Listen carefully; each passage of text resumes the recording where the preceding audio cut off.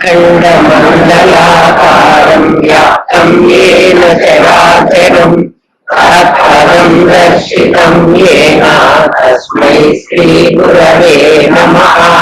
सदाशिवसमारम्भां शङ्कराचार्यमध्यमाम् अस्मदाचार्यपर्यन्तां वन्दे गुरुपरम्पराम्। गुरुब्रह्मा गुरुर्विष्णु गुरुदेवो महेश्वरः गुरुसाक्षात् परब्रह्म तस्मै श्रीगुरवे नमः।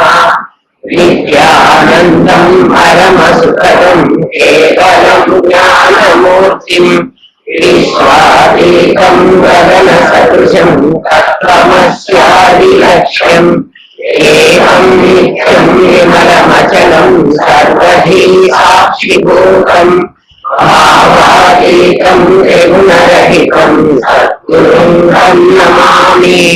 ॐ सहना भवतु सहनौ भुनक्तु सह वीर्यं करवावहै तेजस्विनावधीतमस्तु मा विद्विषावहै।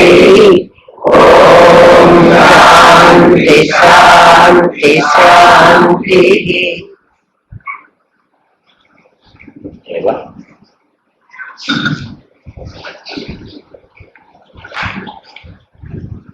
తొంభై ఆరో ప్రశ్న 97 కాదు 96 ఎవరో 7 అనుకుంటే నాకు సిద్ధి లభించింది అని ఎలా తెలుస్తుంది అని అడిగాడు కదా కిందటి వారం. సిద్ధి లభిస్తుందని నాకు ఎట్లా తెలుస్తుంది అంటే, నువ్వు ఫలానా ఊరికి వెళదామని బయలుదేరినప్పుడు గమ్యం చేరిన తర్వాత ఇంకా రైలు కదలదు, ఫ్లైట్ కూడా కదలదు. నువ్వు ఎక్కడి వరకు ఇదిగా వెళ్ళాలనుకున్నావో అక్కడి వరకు వెళ్ళి అక్కడ ఆగిపోతుంది. ఎక్కడ ఆగిపోతే అక్కడి నుంచి నువ్వు దిగి ఇంకా నువ్వు వెళ్ళాల్సిన చోటుకి వెళ్ళాలి. ఇది కూడా నాకు సిద్ధి ఎలా లభిస్తుంది అంటే, నీకు ఇంకా ప్రయాణం చేయాల్సింది లేదు అని ఎప్పుడు తెలిస్తే అప్పుడు సిద్ధి లభించినట్టు. ఎక్కడ ప్రయాణం చేయాల్సింది అది లేదు అని ఎక్కడ తెలుస్తుందంటే, ఏ సైన్స్ అన్నా నువ్వు చదువుకో, వాటన్నిటిలో కూడా వాట్ నెక్స్ట్ అనేది ఉంటుంది. అంటే తర్వాత ఏమిటి అని గనక క్వశ్చన్ రాకపోతే, తర్వాత ఏమిటి ఉంది అనే ప్రశ్న నీకు గనక రాలేదనుకో కదా, అక్కడికి ఆగిపోయింది అనుకో, అట్లా ఆగితే ఇంకొక సైంటిస్ట్ వచ్చి దాని మీద ఎక్స్పెరిమెంట్ చేస్తున్నాడు. అది నీకు తెలియక ఆగిపోయినావు, కానీ ఇంకొకరికి అది మళ్ళీ ఎక్స్పెరిమెంట్ చేయడానికి ఉంది కదా. ఎప్పటి వరకు అయితే వాట్ నెక్స్ట్ అన్న పదం రాకుండా వస్తుందో అప్పటి వరకు నువ్వు డెస్టినేషన్ చేరలేదు అని అర్థం కదా. తర్వాత స్టేషన్ ఏంటి అని ఎప్పటిదాకా అడుగుతాం? కర్నూలు రానంత వరకు అడుగుతాం. ఎప్పుడైతే కర్నూలు వస్తుందో అప్పుడు ఏమంటాం? కర్నూలు వచ్చిందంట. కర్నూలు రాదు, మనం వచ్చాం, కానీ మనకు అది తెలియదు. ఇంకా కర్నూలు వచ్చిందిరా దిగాలి అంటాం. కర్నూలు అసలు అక్కడే ఉంది కదా. మరి కర్నూలు వచ్చిందని ఎందుకుంటున్నావు నువ్వు అంటే, నీ డెస్టినేషన్ వచ్చింది అన్న భావన నీకు కలిగింది. అట్లా ఎవరికి కలుగుతుందో ఇంకా నేను తెలుసుకోవలసింది లేదు. ఏ సైన్స్ అయినా ఏ ఎక్స్పెరిమెంట్ అయినా ఈ ప్రపంచంలో ఉండే వాటిని చేస్తుంది కాబట్టి వాటికి వాట్ నెక్స్ట్ ఉంటుంది కదా. నువ్వు ప్రపంచంలో వాటిని చేయటంలో అద్వైతం నీ మీద చేసుకుంటున్నావు. నీ మీద నువ్వు ఎప్పుడైతే ఎక్స్పెరిమెంట్ చేస్తావో నీ మీద నీకు ఇంకా తర్వాత ఏంటి అని అనిపించదు కదా. అందుకని ఏ సిద్ధాంతంలోనైనా ఇంకా తర్వాత ఇంకొకడు దాని మీద పిహెచ్డి చేశానుకోండి, ఇంకొకడు పిహెచ్డి ఈ సబ్జెక్ట్ మీదనే ముందులో ఇంకో చిన్న ముక్క మీద చెయ్యొచ్చు. అద్వైతం అలాంటిది కాదు. ఒక్కసారి ఒకడు ఎక్స్పెరిమెంట్ చేసి దాని రిజల్ట్ కనుక్కున్నాడంటే ఎవరికి వాడికి ఇంకా ఆ తర్వాత ఏంటి అని ఉండదు. ఉండకపోతే ఎందుకంటే మేము ఇన్నేళ్ల బట్టి ప్రయత్నాలు చేస్తున్నాం మాకు రాలేదు అంటే ఇన్నేళ్ల బట్టి నువ్వు సరిగ్గా ప్రయత్నం చేయలేవు కదా. ఎప్పుడైతే ఆ 7 స్టెప్స్ నువ్వు దాటావో ఇంకా ఏం లేదు అని నీకే తెలుస్తుంది. కర్నూలు వచ్చిందని ఎట్లా తెలిసింది? ఎవరో చెప్తే తెలియలే నీకు. నీకు తెలిసిన తర్వాత రైల్లో ఇంకో గంట కూర్చుంటావా? కూర్చో, నువ్వు ఖచ్చితంగా వెళ్ళిపోతావు. అది నీకు సిద్ధి. ఒక్క అద్వైతంలోనే అది ఉంది, ఇంకెందులోనూ సిద్ధి లేదు. ఎందుకంటే తపస్సులు చేస్తున్నారు కదా చాలా మంది, ఆ తపస్సు చేసి ఏదో సాధించారు కదా, ఒక కోరిక కోసం తపస్సు చేశారు, అక్కడ ఆ దేవుడు ఎవరో ప్రత్యక్షమైనాడు, ఆ కోరిక తీర్చేశాడు కదా. అయిపోయిందా వాడికి తృప్తి? వాడికి తర్వాత వెంకటేశ్వర స్వామి దగ్గరికే మనం పోతాం కదా, ఒక కోరిక కోరి పోతాము, ఆ కోరిక తీరుతుంది. రేపు మళ్ళీ ఇంకో కోరిక వాడిని అడుగుదామని అనిపిస్తుందా అనిపించదా? ఖచ్చితంగా అనిపిస్తుంది. అది అద్వైతంలో ఇంకా అనిపించదు. ఒకసారి నీకు ఏదైతే ఆ సిద్ధి నీకు వచ్చిందో అంటే ఎవరు నేను సర్టిఫై చేయడు, నీకే అటువంటి ఆలోచన అటువంటి సాటిస్ఫాక్షన్ వస్తుంది. అది వచ్చిన తర్వాత ఇంకా నీ ప్రయత్నం అవసరం లేదు ఏమ్మా. అందుకని నీ మనస్సు ఏం చేస్తుందంటే నీకు అంతా తెలిసింది అని చెప్తూ ఉంటుంది, కొంచెం తెలిస్తేనే. ఎందుకంటే అందరికీ తెలియంది నాకు కొంచెం తెలిసినా నేను చాలా తెలిసిన వాడి కింద లెక్క. ఎక్కడా చెట్టు లేని చోట ఆముద వృక్షం మహావృక్షం. ఇంకో చెట్టు లేదనుకో కదా, చాలా చెట్లు ఉన్న చోట ఆముదం చెట్టు ఏంటి? చాలా చిన్నది, అది చెట్టు కాదు కదా. ఎక్కడ నీడ లేకపోతే ఆముదం చెట్టు నీడలోనే నీడే ఉండదు, దాంట్లోనే మనం తల దాచుకుంటాం అట్లా. ఏమ్మా మరి ఏం చేయమంటారు అంటే ఒకసారి నీకు సిద్ధి వచ్చింది కానీ మళ్ళీ ఇది కప్పుకుంటూ ఉంటుంది. ఎలాగంటే ఒక్కసారి నీ పాల మీద మీగడ వస్తుంది, అందరికి పాలు కాసిన తర్వాత మీగడ వస్తుంది. అలాగే ఒక బిందె నీళ్లు మనం అలా పట్టి పెడితే రెండో రోజు ఆ బిందెలో నుంచే ఏదో వచ్చి జిడ్డు లాంటిది బిందె మూత దగ్గర వరకు వెండుకుంటుంది. ఎక్కడి నుంచి వచ్చిందంటే మనం ఎక్కడి నుంచో రాలే. కింద నీళ్లు ఉంటాయి, బావిలో నీళ్లు కానీ చెరువులో నీళ్లు కానీ కదా. అలాంటి నీళ్లలో పైన ఒక లేయర్ లాగా పాచి అనేది వస్తుంది, అది నీళ్లను మూసేస్తుంది కదా. మనం చూస్తూ ఉంటాం, పల్లెల్లో చూస్తూ ఉంటాం ఎక్కువ. తెలిసిన వాడు ఏం చేస్తాడంటే దాన్ని ఇట్లా కొట్టుకుని ఆ నీళ్లు తాగేస్తాడు. ఇప్పుడు ఆ నీళ్లు ఎవరు తాగరు అనుకోండి, ఎందుకంటే మనం అంతా ఆరువాళ్ళకి బిస్లరీకి బాగా అలవాటు పడ్డాం, సొఫిస్టికేటెడ్ అయిపోయినాం కాబట్టి. కానీ నీళ్ల మీదకి నువ్వు ఎంత కొట్టినా మళ్ళీ కొంచెం సేపటికి అది మళ్ళీ వస్తుంది. అట్లాగే ఒక్కసారి అహం బ్రహ్మాస్మి అని నీకు తెలిసినా నువ్వు ఆ వాతావరణంలో లేవు కాబట్టి, నీవున్న వాతావరణం అంతా అలాంటి పాచి లాంటిదే కాబట్టి అది మళ్ళీ మూసేసుకుంటూ ఉంటుంది. అందుకని ఏం చేయాలంటే ఆసుప్తే ఆమృతే కాలే నయే వేదాంత చింతయ. నాయన ఆసుప్తే నిద్రపోయేదాకా అంటే మెడుకోతో ఉన్నప్పుడు అంతా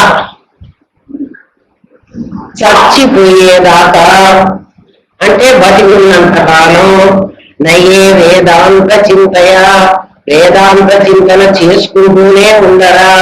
నీళ్లకు పాచి ఎంత అవసరమో, ఎంత వస్తువు ఉంటుందో, పాచి రావద్దంటే అది ఊరుకోదు ఏమ్మా.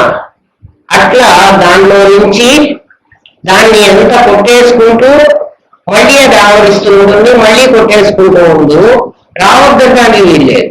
అందుకని ఆసుప్తే అమృతే కాలే నయే వేదాంత చింతయ. ఆ చింతనలో లేకపోతే ఏ క్షణమైనా అది నిన్ను కాటేస్తుంది.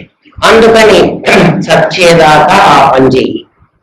ఎప్పుడు వస్తానో కదండి తెలియదు కదంటే నిద్రపోయేదాకా ఆ పని చేయరా ఆయన ఎప్పుడైనా. కాబట్టి ఎప్పుడు చేయాలి? ఏం చేయాలో మళ్ళీ చెబుతాడు కదా.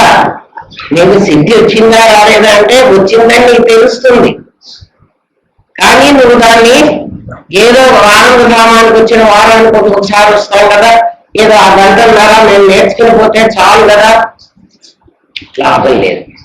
సరేనండి, ఆసక్తే రాముడితే కాలేని మాకు చెప్పారు, సిద్ధి పొంది మేము బాగా చదువుగా ఉన్నాం, మేము 10 మందికి చెప్పగలిగే స్థితిలో ఉన్నామన్న రామనాథం గారు లాంటి వాళ్ళకి ఏంటండి, ఆయనకు అన్ని తెలిసిన్నాం కదా కదా మేము పైన కూర్చోబెట్టి ధనాలుగా పెడుతున్నాం మనం.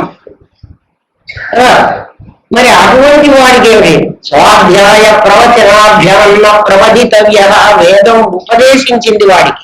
ఏమని అంటే, నాయన నీకేది తెలిసిందో అది ఇంకొకరికి చెప్పుకుంటూ కూర్చోరా. ఎందుకురా చెప్పుకోవాలి, చెప్పుకోకపోతే అందులోంచి మళ్ళీ పాచి పట్టుకుంటుంది. అంటే ఒక్కసారి దీన్ని సైంటిస్ట్ ఏం చేస్తాడు, ఒక్కసారి దాన్ని ఎక్స్పెరిమెంట్ చేసి రిజల్ట్ కనుక్కున్నాక నీకు అందరికీ నువ్వు అక్క చెప్పేస్తాడు. అవునా కాదా? రోజు అది చేసుకోడు, ఇంకా వాడు మానేస్తాడు. అట్లా మానేయటానికి వీలు లేదు. అందుకని అదేం చెయ్యాలి, నీకేం తెలిసిందో అదే అన్యోన్యం తత్కథనం తచ్చింతనం తత్ప్రబోధనం, ఆ 3 పనులు చేయి. దాని గురించి ఆలోచించు. తత్కథనం, వాడికి ఇంకొకరికి చెప్తూ ఉండు. చెప్తే ఏమవుతుంది, శ్రోతవ్యో అవుతుంది. తచ్చింతనం మంతవ్యో, ఏమ్మా శ్రోతవ్యో మంతవ్యో నిధిధ్యాస. కాబట్టి అన్యోన్యం తత్కథనం తచ్చింతనం తత్ప్రబోధనం. నిధిధ్యాసలో ఉంటే నువ్వు ప్రబోధిస్తూ కూర్చో అని చెప్పాడు. అర్థమైందా? అందుకని ఈ అద్వైతంలోకి మాత్రం ఒక్కసారి ప్రవేశించిన వాడు సిద్ధి పొందినవాడు. సిద్ధి పొందినవాడు అంటే దాని రిజల్ట్ వాడికి తెలిసి ఉంటే వాడు వదిలిపెట్టడానికి వీలు లేదు. ఒకప్పుడు తెలుసుకున్నామండి అంటే, ఒకప్పుడు తెలుసుకుంటే నాయన ఇప్పుడు తెలుసుకోకపోతే ఇది మళ్ళీ పాచి పట్టుకుంటుంది. అట్లాంటిది ఇది ఏమ్మా అని ఉపనిషత్తు చెప్పింది. అనాత్మ అంతా ఆత్మగా దర్శనమీయగానే నాకు సిద్ధి వచ్చింది అని అనుకో. మోక్షం అంటే మరణానంతరం వచ్చేటువంటి శివ సాయుధ్యమో అలాంటిది కాదు. చచ్చిపోయిన తర్వాత ఎవరికి మోక్షం వచ్చిందో కదా, ఎవరికి స్వర్గం వచ్చిందో ఎవరికి రాలేదో ఇప్పటి వరకు ఒక్కడైనా వచ్చి చెప్పలే. మనకు ఎంతో ఇష్టమైన మన అమ్మ మన నాన్న ఉన్నారు, వాళ్ళకంటే ఇష్టమైన వాళ్ళు ఈ ప్రపంచంలో లేరు. వాళ్ళైనా కనీసం అరే నా పిల్లలు ఇంత కష్టపడుతున్నారే, నేను స్వర్గంలోనే ఉన్నాను రా ఆయన, లేకపోతే నేను ఆ తప్పులన్నీ చేసి నరకానికి పోయినానరా, మీరు కూడా నరకానికి వస్తారు జాగ్రత్తగా ఉండండి వచ్చి చెప్పొచ్చు కదే కదా. ఎవడన్నా చెప్పాడా ఇప్పటి వరకు? ఓన్లీ మా పెద్దలు చెప్తే చెప్పలేదేమో, మీ పెద్దలు ఎవరైనా చెబితే చెప్పండి. కానీ మరి వాళ్ళు చెప్పకుండానే మీరు స్వర్గస్థులైనారు అని ఎట్లా చెప్తున్నారా? వాడు స్వర్గంలో ఉన్నాడు, అక్కడ ఉన్నాడు, నీకు చెప్పాడా, లెటర్ రాశాడా, ఫోన్ చేశాడా? కానీ నువ్వేమంటావు అట్లా స్వర్గస్థుడైనాడు వాడు. కాబట్టి స్వర్గం ఉందో లేదో నమ్మకమే కానీ ఖచ్చితంగా ఇది స్వర్గం అని చెప్పిన వాడు కానీ అందులో ఉన్నవాడు కానీ నేను అమెరికాలో ఉంటున్నాను అన్నప్పుడు నా అమెరికా అడ్రస్ నీకు ఇవ్వగలను కదా. నేను ఊరికే స్వర్గంలో ఉంటున్నాను అని చెప్పిన స్వర్గం అడ్రస్ నీకు ఇవ్వలేకపోతే స్వర్గం ఉందనే తెలియదనే నువ్వు ఎక్కడ ఉన్నావు కదా. ఎవరైనా వాళ్ళ ఇంటికి వెళ్తాము, చాలా మంచిగా ఇల్లు కట్టుకున్నారు, వాళ్ళ ఇల్లు స్వర్గంలాగా ఉందిరా అంటే ఇప్పుడు వాళ్ళు నేను స్వర్గంలో ఉన్నాను అని చెప్తాడా ఎవరు? ఆ ఇంటి వాడు. మనం ఒకళ్ళ ఇంటికి వెళ్ళామురా, వాళ్ళ ఇల్లు చాలా బాగుంది, వాళ్ళకి చక్కగా మంచిగా భార్య పిల్లలు అందరూ బాగున్నారు, మనం చూసిన కాసేపు వాళ్ళు చాలా మంచిగా బిహేవ్ చేశారు. మనం యువతకి రాగానే వాడి పైన చీపులో చాటం తీసుకుని వాడిని 2 తగ్గించింది అనుకో, ఇప్పుడు వాళ్ళు అక్కడలో ఉన్నారని అక్కడలో ఉన్నాడు. మరి ఇంకా నుంచి వాడి ఇల్లు స్వర్గం ఉన్నావు కదా. నువ్వు స్వర్గంలో ఉన్నావా, వాడు స్వర్గం, యావవాడు స్వర్గంలో ఉన్నాడు. మరి శివేన సహమోదతే అని కూడా శంకర భగవత్పాదులే చెప్పారు కదండి కదా. శివసాయుజ్యం గచ్చతి, శివసాయుజ్యంలోకి వెళ్తావుగా ఈ చదువుకుంటే, రోజు చదువుకుంటే నువ్వు శివసాయుజ్యం పొందుతావా. శివేన సహమోదతే, మరి అట్లా ఎందుకు చెప్పారండి పెద్దలంటే నీకు ఆశ పెట్టడానికి. నీకు ఆశ పెట్టకపోతే నువ్వు ఆ పని చెయ్యవు. నువ్వు అద్వైతం తెలుసుకోవా, ఎట్లా పోనీ ఇదన్నా చేసుకోవా, ఇది వినంగా వినంగా వినంగా ఎప్పుడో నీకు ఆ బుద్ధి పుడుతుందిరా, ఓ ఇది కాదురా ఇంకోటి ఉందిరా వ్యవహారం అని. చిన్నప్పుడు 2 2 4 2 3 6 అని చెప్పిస్తారు. చిన్న ఎలిమెంటరీ స్కూల్స్ లో పెద్దగా తెప్పిస్తూ ఉంటారు. ఎక్కడ ఎన్నిసార్లు వచ్చినా మళ్ళీ మళ్ళీ ఎన్నిసార్లు ఎక్కడ చెప్పాలన్నా. తర్వాత ఈ ఎక్కడితో నువ్వు 2 ఎందులు ఎంత అనగానే 2 ఎందులు 16 అని నీకు తెలియాలి. అందుకని నేను ఏం చేస్తాను, అది చెప్పిస్తాను. అంటే టచ్ లో ఉండమని కదా, లేకపోతే నువ్వు మర్చిపోతావు. నేర్చుకుంటాం. ఇప్పుడు మీరు అందరూ నేర్చుకున్నారు. ఒక పద్యం చెప్పండి ఇవాళ, ఎవరికి రా, ఎందుకంటే అప్పటికప్పుడే నేర్చుకున్నాం, అప్పటికప్పుడు వచ్చేసాం.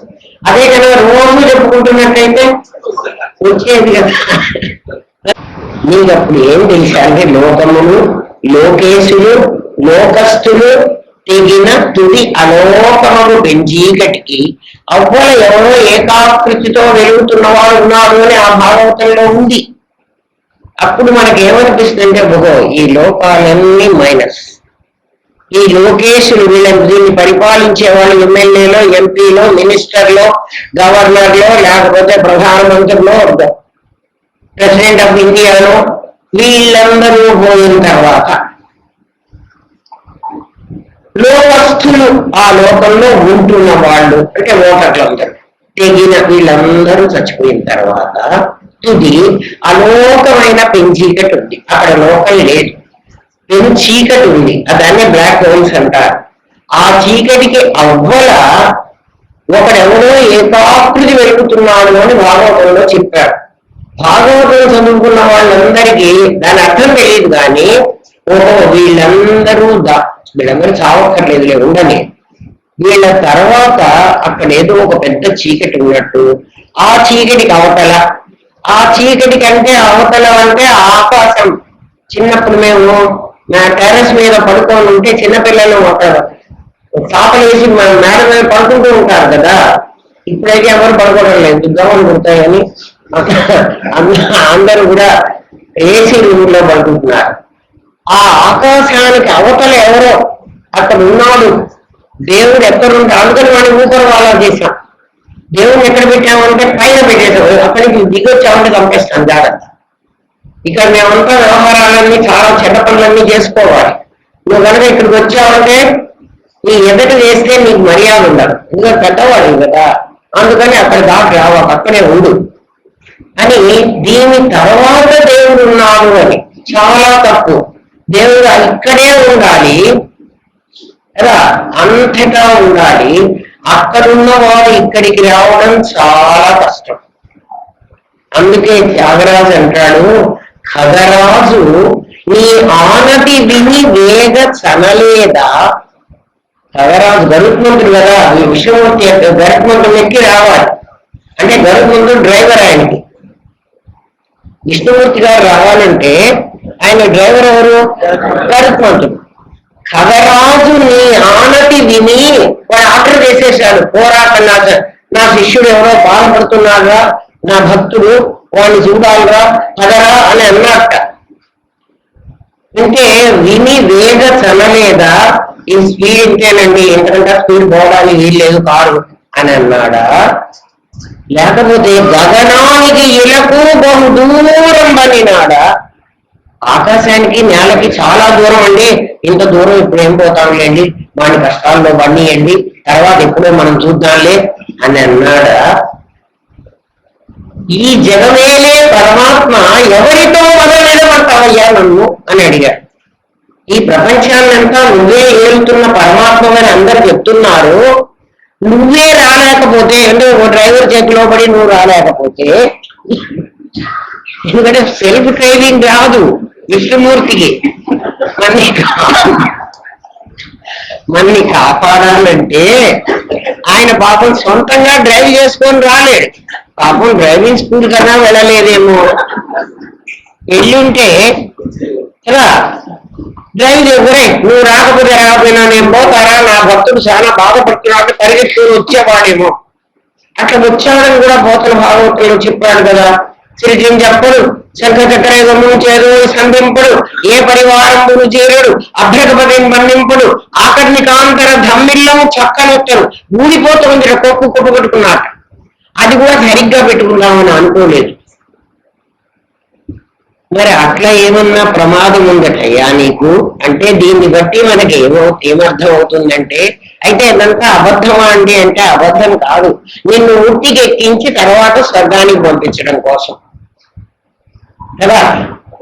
చిన్నగా నిన్ను పైకి తీసుకుని రావాలంటే ఇలాంటి మాట దేవుడు అనేవాడు ఒకడు ఉన్నాడని, వాడికి కూడా నీలాగా చేతులు కాళ్ళు ముక్కులు చెవులు అన్ని ఉంటాయని, నీకు 2 ఉంటే వాడికి 4 ఉండాలి. ఎందుకంటే నీకంటే పవర్ఫుల్ కదా. నిజంగా వాళ్ళు చెప్పడం ఏమిటంటే 4 ఉండి 4 ఆయుధాలు పెట్టారా, ప్రతి దేవుడికి ఆయుధాలు ఉన్నాయి కదా. అవన్నీ ఎందుకు పెట్టారంటే దేవుడి దగ్గర ఒక శక్తి ఉంది, అవ్యక్తమైన శక్తి వ్యక్తమైతేనే ఇవన్నీ జరుగుతున్నాయి. కాబట్టి దేవుడు శక్తివంతుడు, నీకంటే శక్తివంతుడు అని చెప్పడం కోసమని ఇవన్నీ ఆయనకు సృష్టించాడు. నీకు తెలిసినప్పుడు ఆయన శక్తి ఏదో, ఆయన శక్తి ఎలా పనిచేస్తుందో నీకు అప్పుడు అర్థమవుతుంది కదా.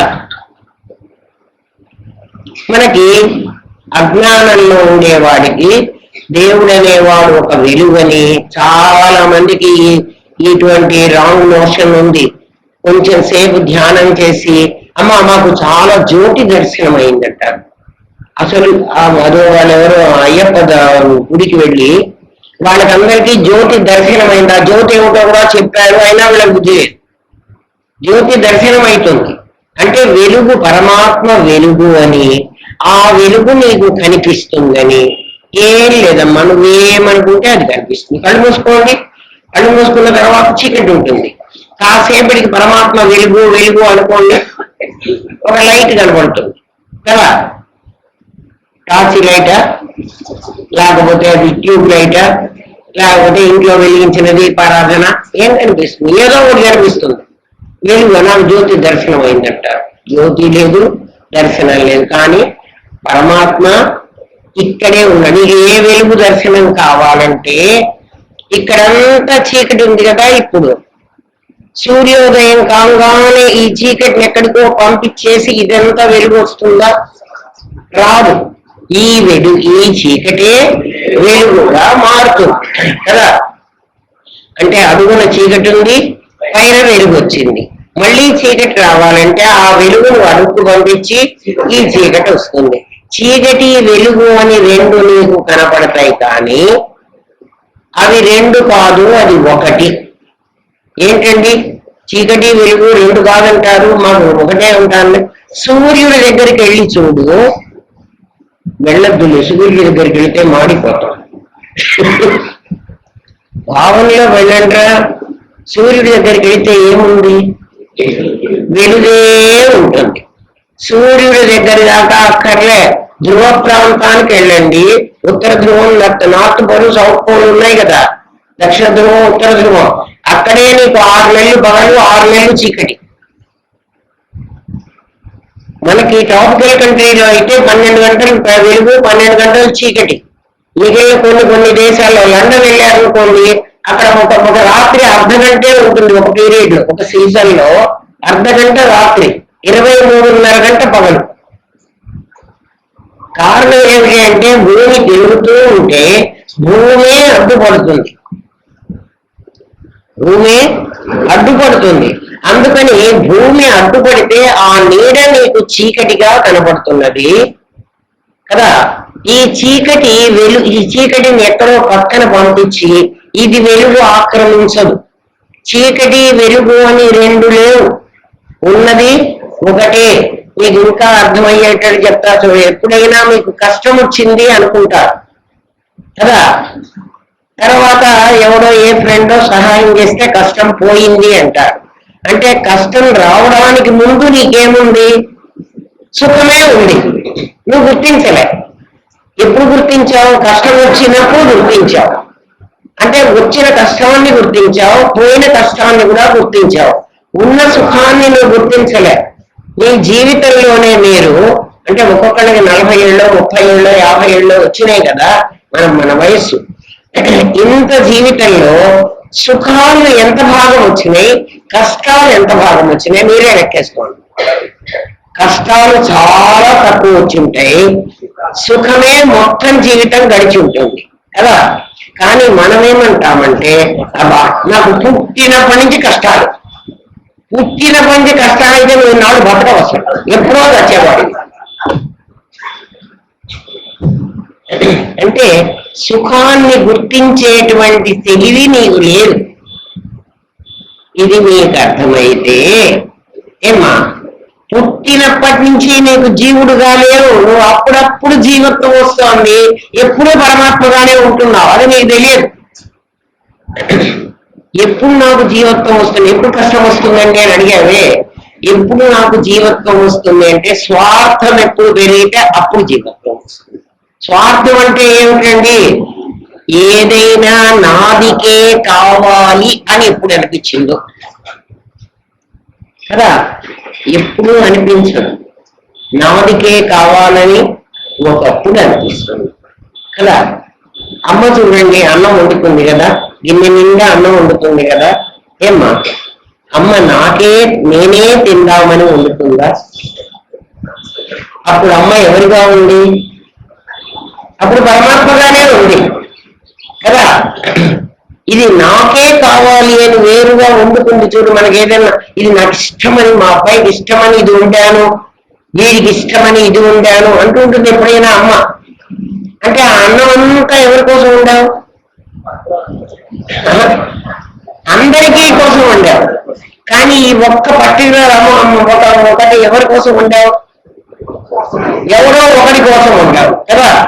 ఆ ఎవడో ఒకడు నీకేమవుతాడు? వాడు నీ కొడుకన్నా కావాలి, నీ కూతురన్నా కావాలి, నీకు సంబంధించిన వాడు ఎవడో కావాలి. అప్పుడు నువ్వు స్వార్థంతో ఉన్నావు, అప్పుడు నీ జీవుడు అయినావు. అసలు అంతేనా? నీ జీవుని నేను వెతుక్కోవడం చాలా ఈజీ. నేను ఎప్పుడు జీవుడుగా మారుతున్నాను, ఎప్పుడు నేను పరమాత్మగా ఉంటున్నానని మీకు మీరు టెస్ట్ చేసుకోండి. నేను జీవుడుగా మారినప్పుడు ఏం చేస్తానండి? ఏం చేయవు నాయన, నాది నేను అనుకుంటావు అంతే. చాలా చిన్న సింపుల్ విషయం. నాదిని నేను అనుకుంటావు. జీవుడు గారు ఎప్పుడు మారుతావు అంటే మారక్కర్లే. వాడెవడో సినిమాలో అలాగా వేషం వేసుకోక్కర్లా.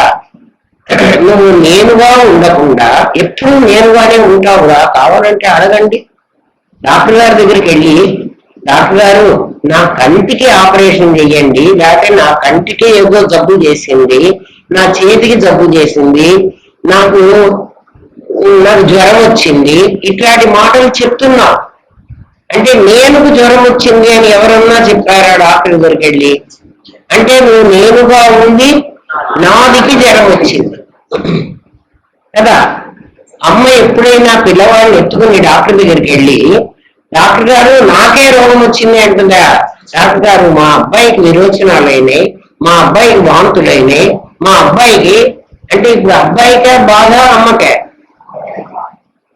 మరి నువ్వు డాక్టర్ దగ్గరికి వెళ్ళినప్పుడు నాదికే బాధ నేనుకే, మరి నువ్వు అప్పుడు నేనుగానే ఉన్నావు కదరా, నాదికేనే చెప్తున్నావు కదా. ఆ డాక్టర్ ఏ ఇంజక్షన్ ఇవ్వడానికి వచ్చాడు, అమ్మో నాకు ఇంజక్షన్ ఇస్తారని చస్తున్నావు ఎందుకు? అప్పుడు నువ్వు జీవుడు అయినావు. నువ్వు ఎంత నిమిషంలో జీవుడు. డాక్టర్ గారు ఆపరేషన్ చేయాలన్నారు, ఎవరికి? నాదికి. నువ్వేమంటున్నావు? నేనుకి. అంటే ఎంత క్షణంలో నువ్వు నేనైపోతావో, ఎంత క్షణంలో నాదైపోతావో అది పరీక్షించుకో. అది ఇవాళ పరీక్షించుకుంటే అయిపోతుందా అండి? ఒక్కసారి నేను పరీక్షించుకుని నేను నా నాటికి రోగం వచ్చింది అని అనుకుంటే చాలా అండి. అట్లా చాలదు నాయన. ప్రతి క్షణం నేనే భూమి ప్రతి క్షణం అడ్డుపడి ఈ చీకటిని సృష్టిస్తోంది. చీకటి అసలు లేదు. చీకటి లేదు అంటే భూపరిధి దాటిపో, నీకు చీకటి అసలు ఉండదు. భూమిని దాటిపోతే చీకటి ఉండదు. నీకు ఏముంటుంది? వెలుతురే ఉంటుంది. భూమే అడ్డుపడుతోంది. అందుకని ఏం చెప్పాడంటే, దీనికి ఉపాయం ఏం చెప్పాడంటే, ఏమ్మా సూర్యుడి దగ్గర చీకటి లేనట్లుగా నీకు చీకటి అసలు లేదు. అక్కడ సూర్యుడి దగ్గర చీకటి ఎలా లేదంటావో నీకు కూడా అజ్ఞానం అలా లేదు. మరి అజ్ఞానం నాకు ఎందుకు వస్తోందండి? నాకు తెలియదు, మీకు తెలుసు అని మేము ఎందుకు అనుకుంటున్నామండి అని అంటే, నీ దేహ భావనే నువ్వు అడ్డేసుకున్నావు. నువ్వు పరమాత్మవే అయ్యుండి నువ్వేం అడ్డేసుకున్నావు? భూమిని అడ్డేసుకుని చీకటిని సృష్టించినట్టు నీ నాదిని అడ్డేసుకున్నావు. నా నాదిని ఎప్పుడు వేసుకున్నాను? నేనెప్పుడు నాదినే అని భావించాను, అప్పుడు వేసుకున్నాను. ఆ ఆలోచనలో నేనేమనుకుంటున్నాను?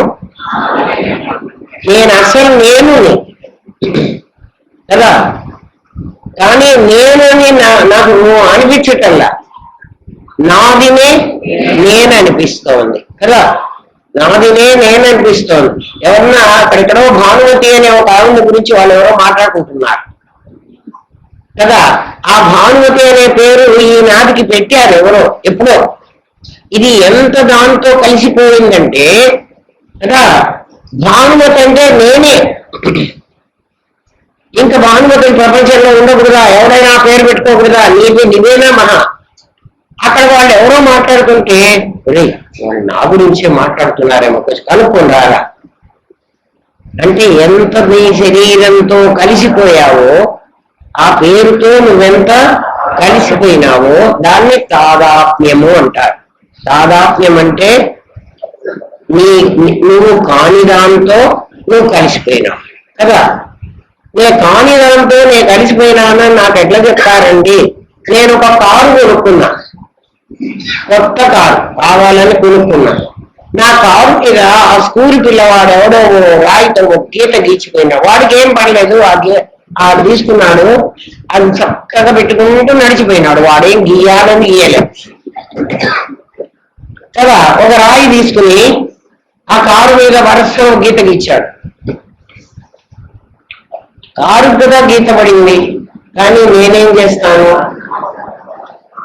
నాకే గీత పడ్డట్టు, నాకే ఎవరో కత్తితో కోసినట్టు నేను ఎంత బాధపడిపోతాను. అప్పుడు నేనేమైనాను? నాది ఇది నాది కదా, ఆ కారులో ఈ నాదిని ప్రవేశపెట్టేశా. అందుకని అంత బాధపడిపోతాను. అర్థమైందా? సిద్ధి ఎట్లా వస్తుందో తెలుస్తుంది. అందుకని వేదాంత పంచదశలో ఇక్కడ దాకా చెప్పాను కిందటిసారి ఏమో. అందుకని వేదాంత పంచదశలో విద్యారణ్య స్వామి ఏమన్నారంటే, దేహాభిమానే గళితే. ఒరే నాయన, దేహ అభిమానం నీకు లేకుండా పోతే. చాలా మందికి ఇది ఎట్లా అర్థమవుతుందంటే, దేహ అభిమానం ఎట్టబోయింది అని అంటే అర్థమవుతుందంటే, నాకా అండి నేను ఈ మధ్యన అద్వైతంలో ఉన్నా, కాఫీలో పంచదార వేసినా పర్వాలేదు, వేయకపోయినా పర్వాలేదు, అన్నం తిన్నా పర్వాలేదు, తినకపోయినా కదా. అన్నమైతేనేమిరా, మరి సున్నమైతేనేమిరా, అందుకే ఈ పాడు పొట్టకు అన్నమేవే లామురా.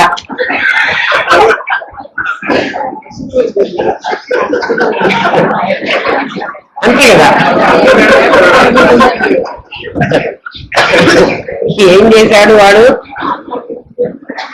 అది కాదు దేహాభిమానం పోవడం అంటే, నేనేదో చాలా వైరాగ్యంగా ఇది వరకైతే అవన్నీ చేసేదాన్ని కానివ్వండి, ఇప్పుడు ఇంకా అవన్నీ అక్కర్లేదని మానేశానండి, ఏం వద్దుట. అది కాదు దేహాభిమాన గళితే. దేహమే నేను అన్న భావం నీకు పోతే, నువ్వు దేహానివి కాదు. ఎందుకు కాదండి? మా అమ్మ కడుపులో నేను పడ్డ తర్వాత అలా మా అమ్మ కడుపులో నేను ముందు ప్రవేశించాను. ఆ తర్వాత నేను అక్కడ దేహాన్ని కట్టుకున్నాను. నా ఇల్లే నేనా చెప్పండి? నా ఇల్లే నేనైతే నేను ఇంటిని వదిలిపెట్టి చావకూడదు. మన అందరం చచ్చిపోయిన వాళ్ళందరూ ఈ శరీరాన్ని వదిలిపెట్టి పోతున్నారు. ఇది నేను మా అమ్మ కడుపులో నేను కట్టుకున్న ఇల్లు. ఇక్కడైతే ఇల్లు వారు కట్టిస్తారు, కానీ ఎవడిల్లు వాడు వాడే కట్టుకోవాలి. ఇటుకలు వాడే మోసుకోవాలి, సిమెంట్ వాడే పెట్టుకోవాలి. ఏదండి సిమెంట్? ఇదంతా సిమెంటే, ఇదంతా ఇసుకే, సున్నమే. ఎక్కడ సంపాదించావు? మా అమ్మ కడుపులో 9 నెలలు కట్టుకున్నా నేను ఇల్లు కదా. ఆ కట్టుకున్న ఇల్లు నేను ఈజీగా వదిలిపెట్టి వెళ్తా, ఎందుకంటే ఇంట్లోకి నేను ప్రవేశించాను. కానీ అంటారు చూడండి, జీవుడు ప్రవేశించాడు అంటారు కదా. ఆ ఇల్లు నేను కాదు. మరి ఈ నాది నేనంటావేమిటి? నీ కర్మ. ఆలోచించరా నాయన కదా. అంటే నీకు నేనెవరో తెలీదు, నాదెవరో తెలీదు. నేను నాదని విడగొట్టుకోవడం నీకు తెలియదు. చిన్న బిడ్డకు తెలుసు. చిన్న బిడ్డకు ఏం తెలుసు? నేను నాది తెలుసు. అడగండి, మీ కన్నేదిరా అని అడగండి. ఇది నా కన్ను అని వాడు చూపిస్తాడు. 2 ఏళ్ల వాడు. వాడికి తెలిసిన నాది నాకు తెలియలేదా? అది అజ్ఞానం. అజ్ఞానం అంటే ఎక్కడో ఉందనుకోకండి. అరే నాకెవ్వరూ చెప్పలేదే, మా అమ్మ నాన్న నాకు చదివించలేదే, చదువు లేకపోబట్టి నాకు అజ్ఞానం వచ్చిందేమో. అస్సలు ఆ ప్రశ్నే లేదు కదా. మరి అజ్ఞానం అంటే ఇప్పుడు ఏమిటి చెప్పండి? నాదిని నేననుకోవటం, నేననుకోకపోవడం, నాదిని నేననుకోవడం, అది అజ్ఞానం. ఏమ్మా మరి దేహాభిమానం పోతే, దేహాభిమానే గళితే విజ్ఞాతే పరమాత్మని, పరమాత్మని తెలుసుకుంటే, అమ్మో వాడెక్కడున్నాడండి ఊపరవాలనా, వాడిని తెలుసుకోవాలా? కాదు కాదు, నేనే పరమాత్మని.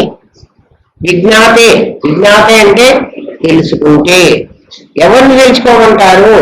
పరమాత్మని తెలుసుకోమంటారు. పరమాత్మని ఎక్కడున్నాడు? వైకుంఠంలో కైలాసంలో ఉన్నాడని తెలుసుకోమంటారా? వైకుంఠంలో కైలాసంలో ఉన్నవాడు పరమాత్మ కాదు. వైకుంఠంలో కైలాసంలో పరమాత్మ లేడు. పరమాత్మ ఎక్కడున్నాడు అంటే నీ లోపలే ఉన్నాడు. నా లోపలంటే ఎక్కడండి? ఎక్కడ నాదిని నువ్వు వేరు చేస్తావో అక్కడ ఉన్న నేను.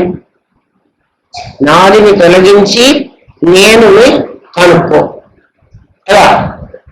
ఎత్ర ఎత్ర మనోయాతి, ఆ పరమాత్మను నువ్వు తెలుసుకున్నట్టయితే, ఇక్కడ నీ నేనులో ఉన్న పరమాత్మను తెలుసుకుంటే, ఆ పరమాత్మ ఎట్లా ఉంటాడో, ఆ పరమాత్మ ఎట్లా ఉంటాడంటే, పరమాత్మను తెలుసుకుంటే అంటున్నాను కదా. ఉల్లారెడ్డి స్వీట్ స్టాల్కి వెళ్ళి వాడి దగ్గర ఏదో స్వీట్ చేశాడు కొత్తది. అది నాకు చిన్న ఇంత ముక్క మాసరికి పెట్టాడు. తిని చూడండి అమ్మా, ఇది బాగుంటే మీరు కొనుక్కుందురు కానీ అని. ఆ చిన్న ముక్క నేను తిని నేను అనుభవించాను. ఏమనుభవించాను? దాని టేస్ట్ నేను అనుభవించాను. అలా నువ్వు అనుభవిస్తే ఎత్ర ఎత్ర మనోయాతి, ఒకసారి ఆ స్వీట్నెస్ నీకు అర్థమైన తర్వాత ఎక్కడెక్కడ నీ మనస్సు ఏ వస్తువులను వెతుకుతుందో నాదిని వేరు చేయటం నీకు తెలిసింది. కాబట్టి ఆ నాదిని వేరు చేస్తే, ఈ నాదిని వేరు చేస్తే, ఆ స్వీట్ స్టాల్లో ఉండే స్వీట్లన్నీ ఈ టీ స్వీట్ లాంటివేనా? అదే అది. దీనికి ఇంకొక అర్థం ఎట్లొస్తుందంటే, దేహాభిమానం పోతే, నీకు అభిమానం, నా దేహం అనే అభిమానం లేకుండా కదా. దేహాభిమానం ఓడిపోతుంది. ఒక తాగుబోతు వాడికి కూడా దేహాభిమానం ఉండదు. వాడి గుడ్డ అయిపోసుకుంటాడు. పిచ్చోడికి కూడా అభిమానం ఉండదు. వాడు రోడ్డు మీద పడి ఉంటాడు, వాడికి దేహాభిమానం లేదు. ఏం లేదు? నేను అన్న భావం వాడికి లేదు. పిచ్చివాడికి కూడా లేదు, తాగుబోతు కూడా లేదు కదా. మరి వాడికి దేహాభిమానం లేదు కదండి, వాడికి విజ్ఞాతే పరమాత్మని, పరమాత్మ తెలిసాడా? తెలియడు. ఎందుకని? స్వీట్ స్టాల్లో మాసరు వాడి తినలే అంటే వాడు నాదిని వదిలేయగలిగాడు కానీ నేనును పట్టుకోలేకపోయినాడు. నువ్వు నాదిని వదిలేయడం ఒకటి, నేనును పట్టుకోవడం ఒకటి, రెండు పనులు చెయ్యాలి కదా. అలా చేసినట్లయితే ఎత్ర ఎత్ర మనోయాతి, నీ మనస్సు దేని మీదికి పోయినా, అంటే ఎన్నిసార్లు నాది మీదికి పోయినా, నాది మీదికి ఎందుకు పోతుందండి నా మనస్సు? అవును, నా భార్య మీదికి పోతే నాది మీదికి పోయినట్టే, నా కొడుకు మీదికి పోతే నాది మీదికి పోయినట్టే, నా ఆస్తి మీదికి పోతే నాది మీదికి, ఈ మూడిటి మీదికి అవేమి నాదులు. ఈ నాది ఎప్పుడైతే ఇది నాది అని నిర్ణయించుకుంటావో, ఏమ్మా ఇది నాది, అప్పుడు ఏ నాదైనా అలాంటి నాదే కదా. నా శరీరం నేను కాకపోతే మీ శరీరం మీరు అవుతుందా? మీరు అయిందా కాలేదా అంటే మీరే చెప్తారు కదా. నా కన్ను అంటున్నావా, నా కాలు అంటున్నావా, నేనే కాలు నేనే కన్ను అంటావా? ఎవడు? వాడికి దేహాభిమానం ఉందో లేదో మనకు అక్కర్లే. ప్రతివాడు దేహాన్ని దేహిని రెండింటినీ వేరు చేశాడు కదా. దేహమే నేననే అభిమానం పోతే ప్రత్యేగాత్మను ప్రత్యభిజ్ఞ ద్వారా తెలుసుకుంటే, ప్రత్యభిజ్ఞ అంటాడు. అంటే ఏమిటి? ఒకప్పుడు నీకది తెలుసు, ఇప్పుడు నువ్వు మర్చిపోయినావు. ఎప్పుడు తెలుసండి నాకు? మీ అమ్మ గర్భంలో ఉండి దీన్ని తయారు చేసుకోక ముందు నీకు తెలుసు, ఇది నేను తయారు చేసుకుంటున్నాను కదా. దీంతో బయటకు వచ్చిన తర్వాత ఒక్కసారి మనం ఒక గాలి పీల్చేస్తాం, గాలి పీల్చంగానే అయిపోయింది మన పని, ఇదే నేను అనుకోవడం మొదలు పెడతాం. అంతవరకు నీకు తెలుసు భగవంతుడితో ప్రతి తల్లి గర్భంలో ఉన్న బిడ్డ ఏమంటాడంటే దండం పెట్టుకుంటూ ఉంటాడు, దేవుడా నన్ను ఎట్టాగొట్టా ఈ బందికాణాల నుంచి బయటికి పంపించు కదా, ఇందులో నుంచి నేను నిన్ను తెలుసుకుని మళ్ళీ ఈ బందికాణాలో పడకుండా నేను బతుకుతాను అని వాడికి ప్రమాణాలు చేసి వస్తాం మనం అందరం. కానీ ఇక్కడికి రాగానే ఒక్కసారి గాలి పీల్చంగానే ఆ కాస్త మర్చిపోయింది. బందిఖానాలో నుంచి బయటకు పంపించు అన్నది ఎట్లుంటుందంటే, ఒకడు ఒక నేరస్తుణ్ణి ఒక పోలీస్ వాడు పట్టుకుంటాడు కదా, నువ్వు తప్పు చేయాలన్నారు, అరెస్ట్ అంటాడు. అని ఏం చేస్తాడంటే వాడి హ్యాండ్స్ కప్ చేస్తాడు. ఇవి బంధనాలు. ఇవేమిటి? చేతికి వేసినటువంటి బంధించాడు వాడు మళ్ళీ. అంటే అరెస్ట్ అంటే ఏంటి? బంధించేశాడు.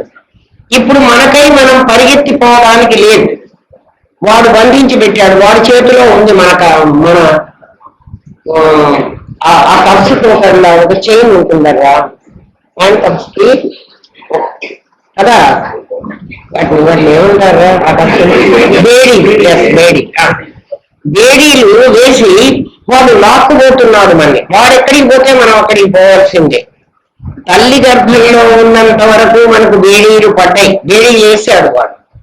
తర్వాత జైల్లోకి తీసుకెళ్లి బేడీలు తీసేశాడు, బేడీలు తీసి జైల్లో పెట్టాడు. ఇది పెద్దది, దీంట్లో బేడీలు లేవు, అయినా మనం బేడీల్లో చిక్కుకున్నాం. అది కదా. అంటే ఇప్పుడు మనం జైల్లో పెట్టాడు బేడీ. అప్పుడేమనుకున్నాం, చిన్న జైలు పెద్ద జైలు కాదురా.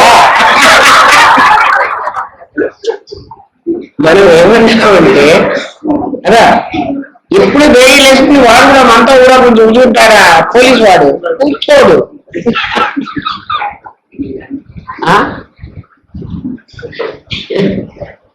కదా. మనం ఇందులో నుంచి బయటపడేరా అని అడిగాము, తర్వాత మాట మనం మర్చిపోయినాము. ఇందులో నుంచి బయటపడేరా అని ఏమడిగాము? ఈ కడుపులో చాలా మరి వాళ్ళు కట్టేస్తే మనం వాడి ఇష్ట ప్రకారం మనం జరగాల్సింది, కానీ మన ఇష్ట ప్రకారం తిరగడానికి వీల్లేదు. అందుకని 9 నెలలు మనకు వాడు అట్లా తీసుకొచ్చాడు, బేడీ వేశాడు, బేడీ తీసేసాడు. ఇప్పుడు బేడీలు తీసి ఏం చేశాడంటే పెద్ద జైల్లో పెట్టాడు. ఇందులో కూడా స్వతంత్రంగా మనకై మనం బయటపడలేము కదా. ఇప్పుడు ఏం చేయాలి, మన తరఫున రామనాథం గారు బెయిల్ అప్లికేషన్ కదా, ఆయన మన ఇందులోంచి విడుదల చేయాలి. ఎందులో నుంచి విడుదల చేయమంటావు, నా నాదిలో నుంచి నా నాయనను విడుదల చేయవయ్యా అని అడుగుతున్నాం కదా. నాది అనే జైల్లో ఇప్పుడు మన పడేశారు. అందుకనే ఏమంటారంటే జైల్లో నుంచి ఎవరికి వారు బయటికి రావడానికి వీలు లేదు. ఏమంటాం మనం, ఈ సంసారం నన్ను బాగా పట్టుకుందండి, దీంట్లోంచి నేను బయటికి రా. సంసారం నిన్ను పట్టుకోలేదురా, నువ్వే జైలుకి వచ్చావు, జైలు నిన్ను పట్టుకోలే. జైలు పెట్టుకుంటా, జైలు ఏమన్నా నువ్వు రారా నాయన, నువ్వు అంటే నాకు చాలా ఇష్టం కదా. ఏం చేసి ఈ జైల్లో పడ్డాం మనం, ఏదో తప్పు చేశాం కదా, తప్పు చేయకపోతే జైలుకి పడతాం. నువ్వు పరమాత్మవై ఉండి కదా, అంటే ఇదంతా నువ్వు పరమాత్మవే అనుకుంటే ఈ ఆస్తి అంతా పరమాత్మదే, 5 భూతాలు ఆయనవే, నీవు కావు. ఇందులో కొంత భాగం నాది అని నువ్వు లాక్కున్నావు. ఇందులో కొంత భాగం ఏం లాక్కున్నావు, ఒక అమ్మాయిని నా భార్య అన్నావు, కొంత డబ్బుని నా డబ్బు అన్నావు, ఒక ఇంటిది నా ఇల్లు అన్నావు. ఇవన్నీ తప్పుగా అదేమి కాదు. అయ్యా ఇదంతా నీదేను నాది కాదు అని అనమంటే నామకర్త హరికర్త అనవు అమ్మా.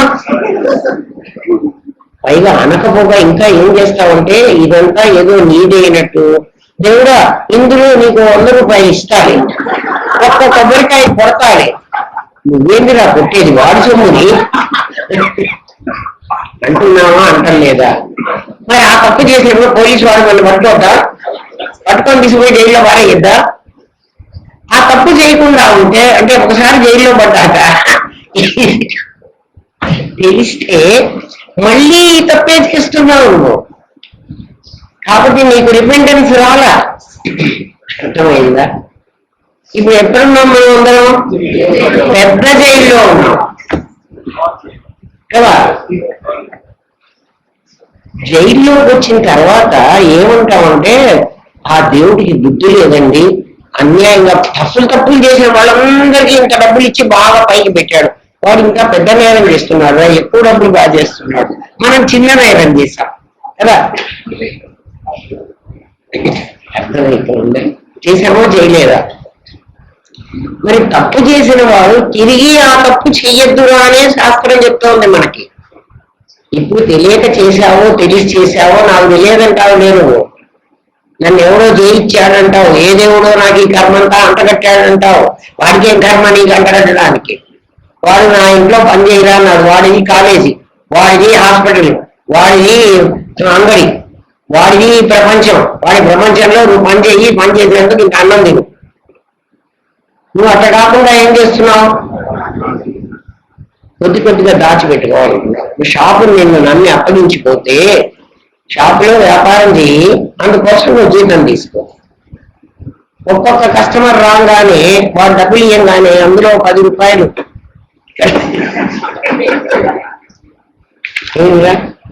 దాచిపెట్టుకుంటే ఆ ఓనర్ ఏం చేస్తాడు, జైల్లో పారేస్తాడు.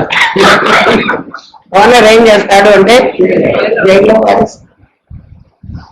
ఓనర్ పరమాత్మ నేను పని చేయడానికి పంపించాడు, చెయ్యి, సక్రమంగా పనిచేయి, ఆయన ఇచ్చినంత జీతం తీసుకో, కావాలంటే ఎక్కువ అడుగు ఇస్తాడు, అదే కదా కోరికలు. ఇస్తున్నాడా ఇవ్వట్లేదా, ఇస్తూనే ఉన్నాడు. ఎంత ఇచ్చినా నీకు తృప్తి లేదు. నీకెందుకు తృప్తి లేదు అంటే నేను వాడు ఆయనే, అంటే నేనుకు అంతా కావాలి. కానీ నువ్వేం చేస్తున్నావు అంటే నాదికి అంతా కావాలంటే అది టిప్పలు. నేను అంతా కావాలంటే టిప్పలు లేదు. అర్థమైందా. సిద్ధి అంటే ఎట్లా వస్తుంది అంటే ఇది కదా, ఎప్పుడైతే ఇదంతా పరమాత్మది, ఆ పరమాత్మని నేను అని నువ్వు అనుకుంటే, ఆ పరమాత్మ ఎవరు, నేనే అయితే నేనే అంటే వాడు కదా అండి, వాడు కదా. వాడిలో నేను, వీడిలో నేను, వాడిలో నేను, అందరిలో నేను వేరువేరుగా ఉండను, నేను ఒక్కనేనే అయిపోతా. అప్పుడు ఈ ప్రపంచం అంతా నాదే అవుతుంది. పంచభూతాలతో పంచభౌతికమైన ఈ నాది ఎట్లా నాదో కదా, లిమిటెడ్ నాదో అన్లిమిటెడ్ నాదైపోతుంది. అన్లిమిటెడ్ నేనైతే, నేను ముందు అన్లిమిటెడ్ అయితే ఇదంతా కూడా నాదే అవుతుంది. అర్థమైందా? సరే,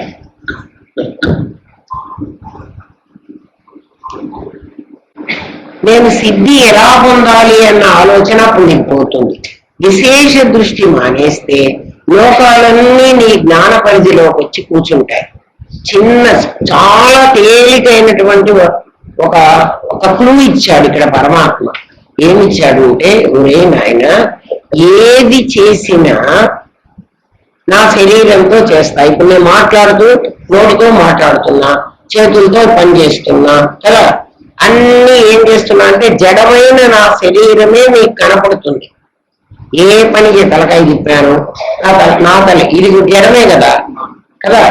చేతనమైంది లోపల ఒకటి ఉంది కదా. ఈ జడమైన శరీరం మీకు చిన్న సింపుల్ గా చెప్తా. అన్నం తింటుందర్రా, ఇష్టమైనవన్నీ పొట్టకు బాగా తిన్నాము. పొట్ట నీకు హ్యాపీనెస్, నాకు తినడం వల్ల నాకు సంతోషం వచ్చింది అని పొట్ట చెప్పదు. ఎవరు చెప్తారు? లోపల ఉన్న నీ జ్ఞానం చెప్తుంది. నీకు ఇప్పుడు ఆకలైందని నీ జ్ఞానమే చెప్పింది. నీకు కడుపు నిండింది ఇంకా తినవాకు అని కూడా నీ జ్ఞానమే చెప్పింది కదా. ఇంకా తినద్దు అని ఎవరు చెప్పారు? ఇంకా ఎక్కువ తింటే బయటికి పంపిస్తాను అంటుంది. ఎందుకంటే సీసాలో పట్టాలంటే నీళ్లు పోయాలి, పట్టకపోతే బయటికి వస్తాయి. అట్లా చెప్పింది, నీ జ్ఞానమే చెప్పింది. ఏది జరిగినా అనుభవం నీ జ్ఞానానికే, నీ శరీరానికి కాదు. అనుభవం ఎప్పుడు కూడా నాకు కష్టం వచ్చింది, నాకు సుఖం వచ్చింది అని ఎవరు చెప్తున్నారు? నీ జ్ఞానం చెప్పాలి. లేదంటే నా మనస్సు చెప్తుంది. మనస్సు జడము, మనస్సు చెప్పడానికి వీల్లేదు. మనస్సులో ఉన్న జ్ఞానం చెప్పాలి కదా. కంటిలో ఉన్న జ్ఞానం ఎట్లా చూస్తుందో కన్ను చూడదు. కన్ను చూస్తుంది అంటే శవం కూడా చూడాలి.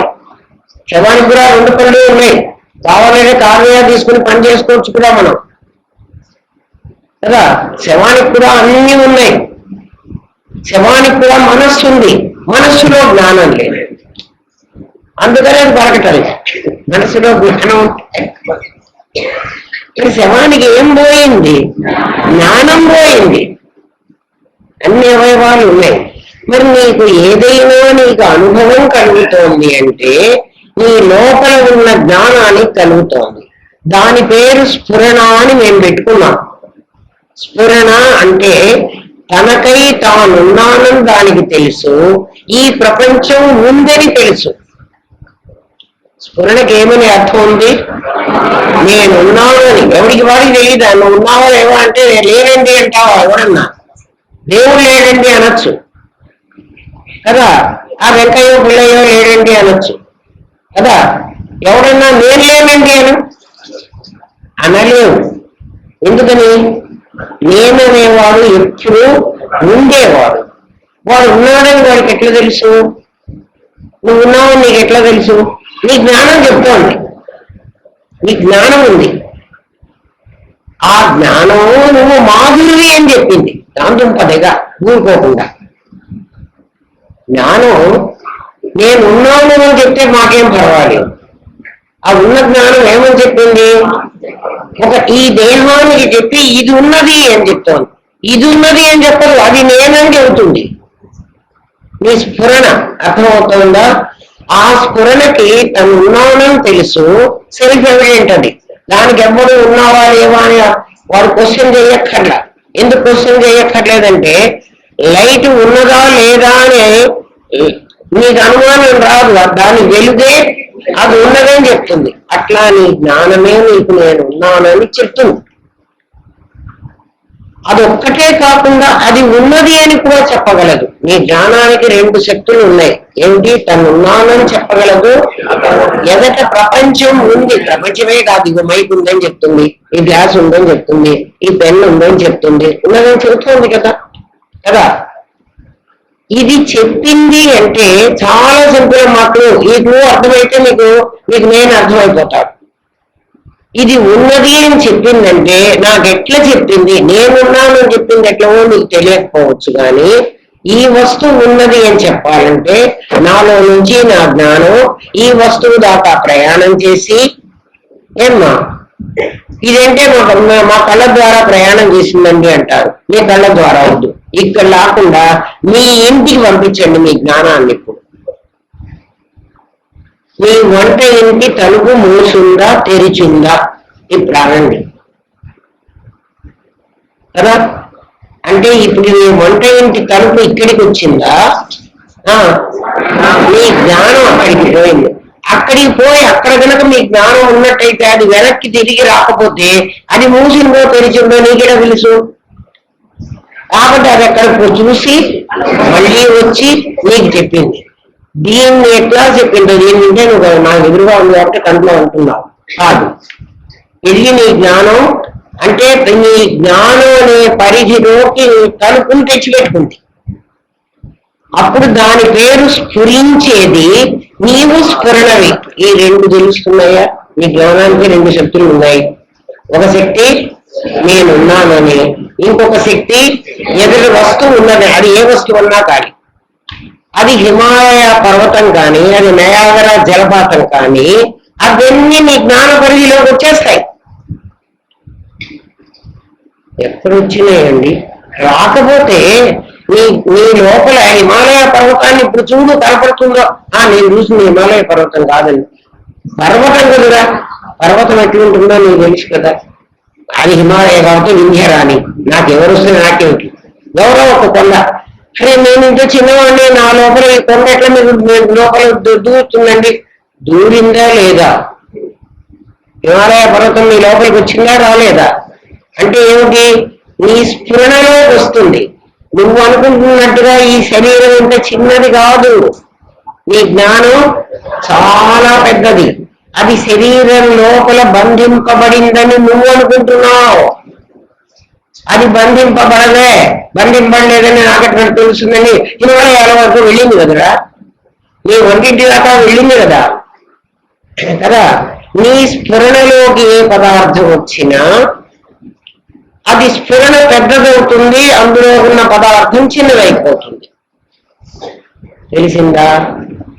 ఆ స్ఫురణ ఎవరి దగ్గర ఉంది? నీ దగ్గర ఉంది. నీ దగ్గర ఉన్న స్ఫురణ వ్యాప్తమా? ఎక్కడికైనా వ్యాపించగలదు కదా, వ్యాపిస్తుంది. ఏమ్మా? దాన్ని నీ జ్ఞాన పరిధిలోకి వచ్చింది అంటాం. పరిధి అంటే ఇట్లా గుండ్రగా ఉండే ఒక చోటు, అందులోకి అన్నీ వేసుకుంటే అది కదా.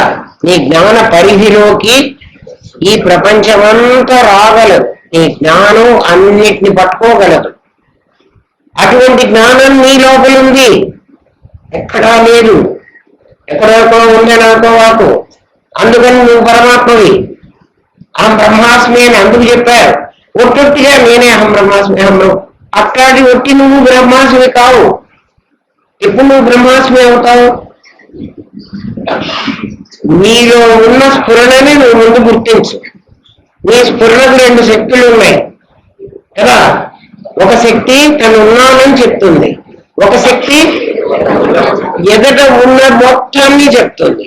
ఆ ఎదట ఉన్న మొత్తాన్ని తనలోకి అబ్జార్బ్ చేసుకోగలిగిన శక్తి నీ జ్ఞానానికి ఉంది.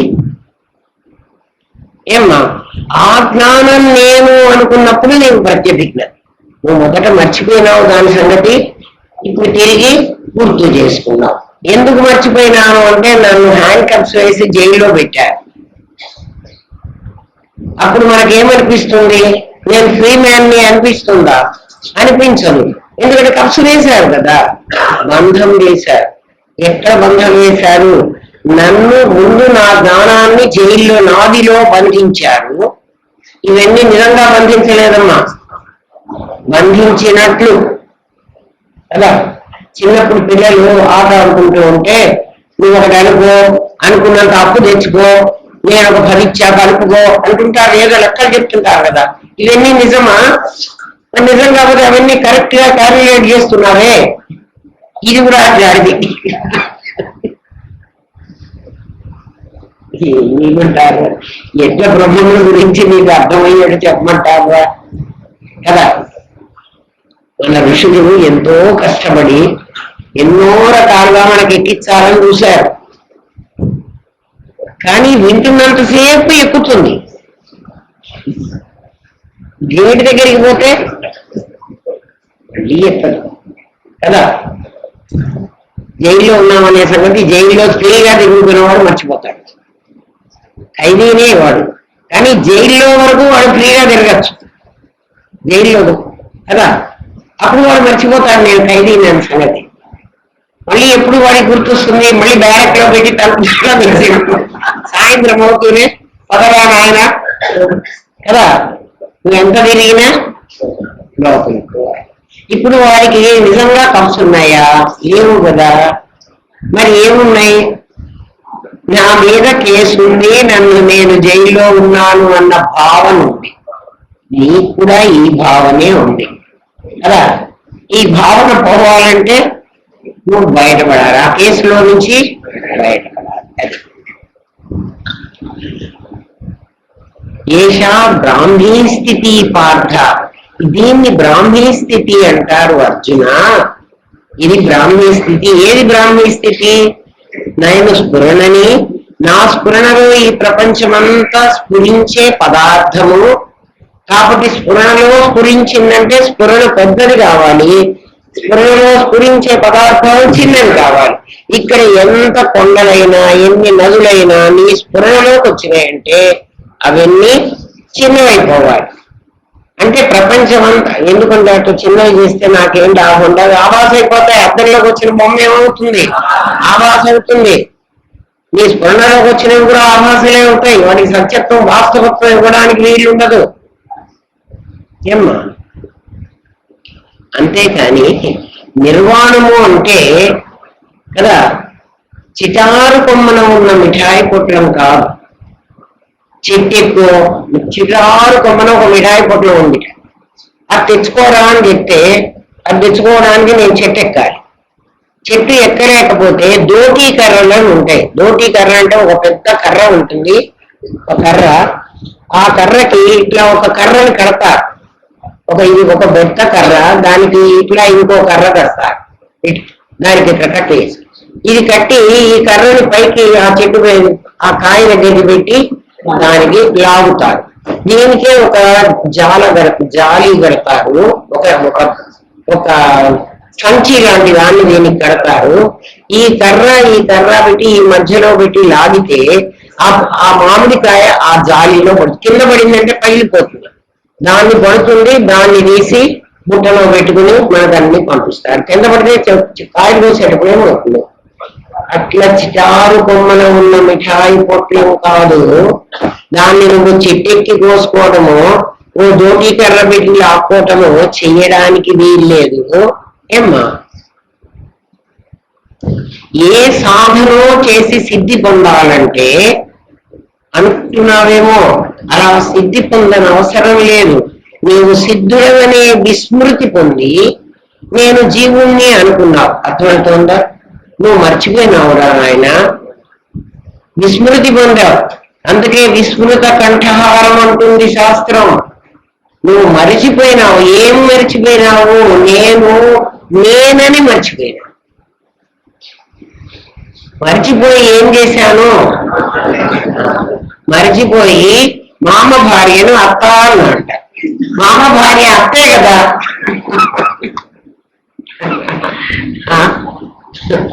మామ భార్య ఏమవుతుందిరా? అత్త అవుతుంది.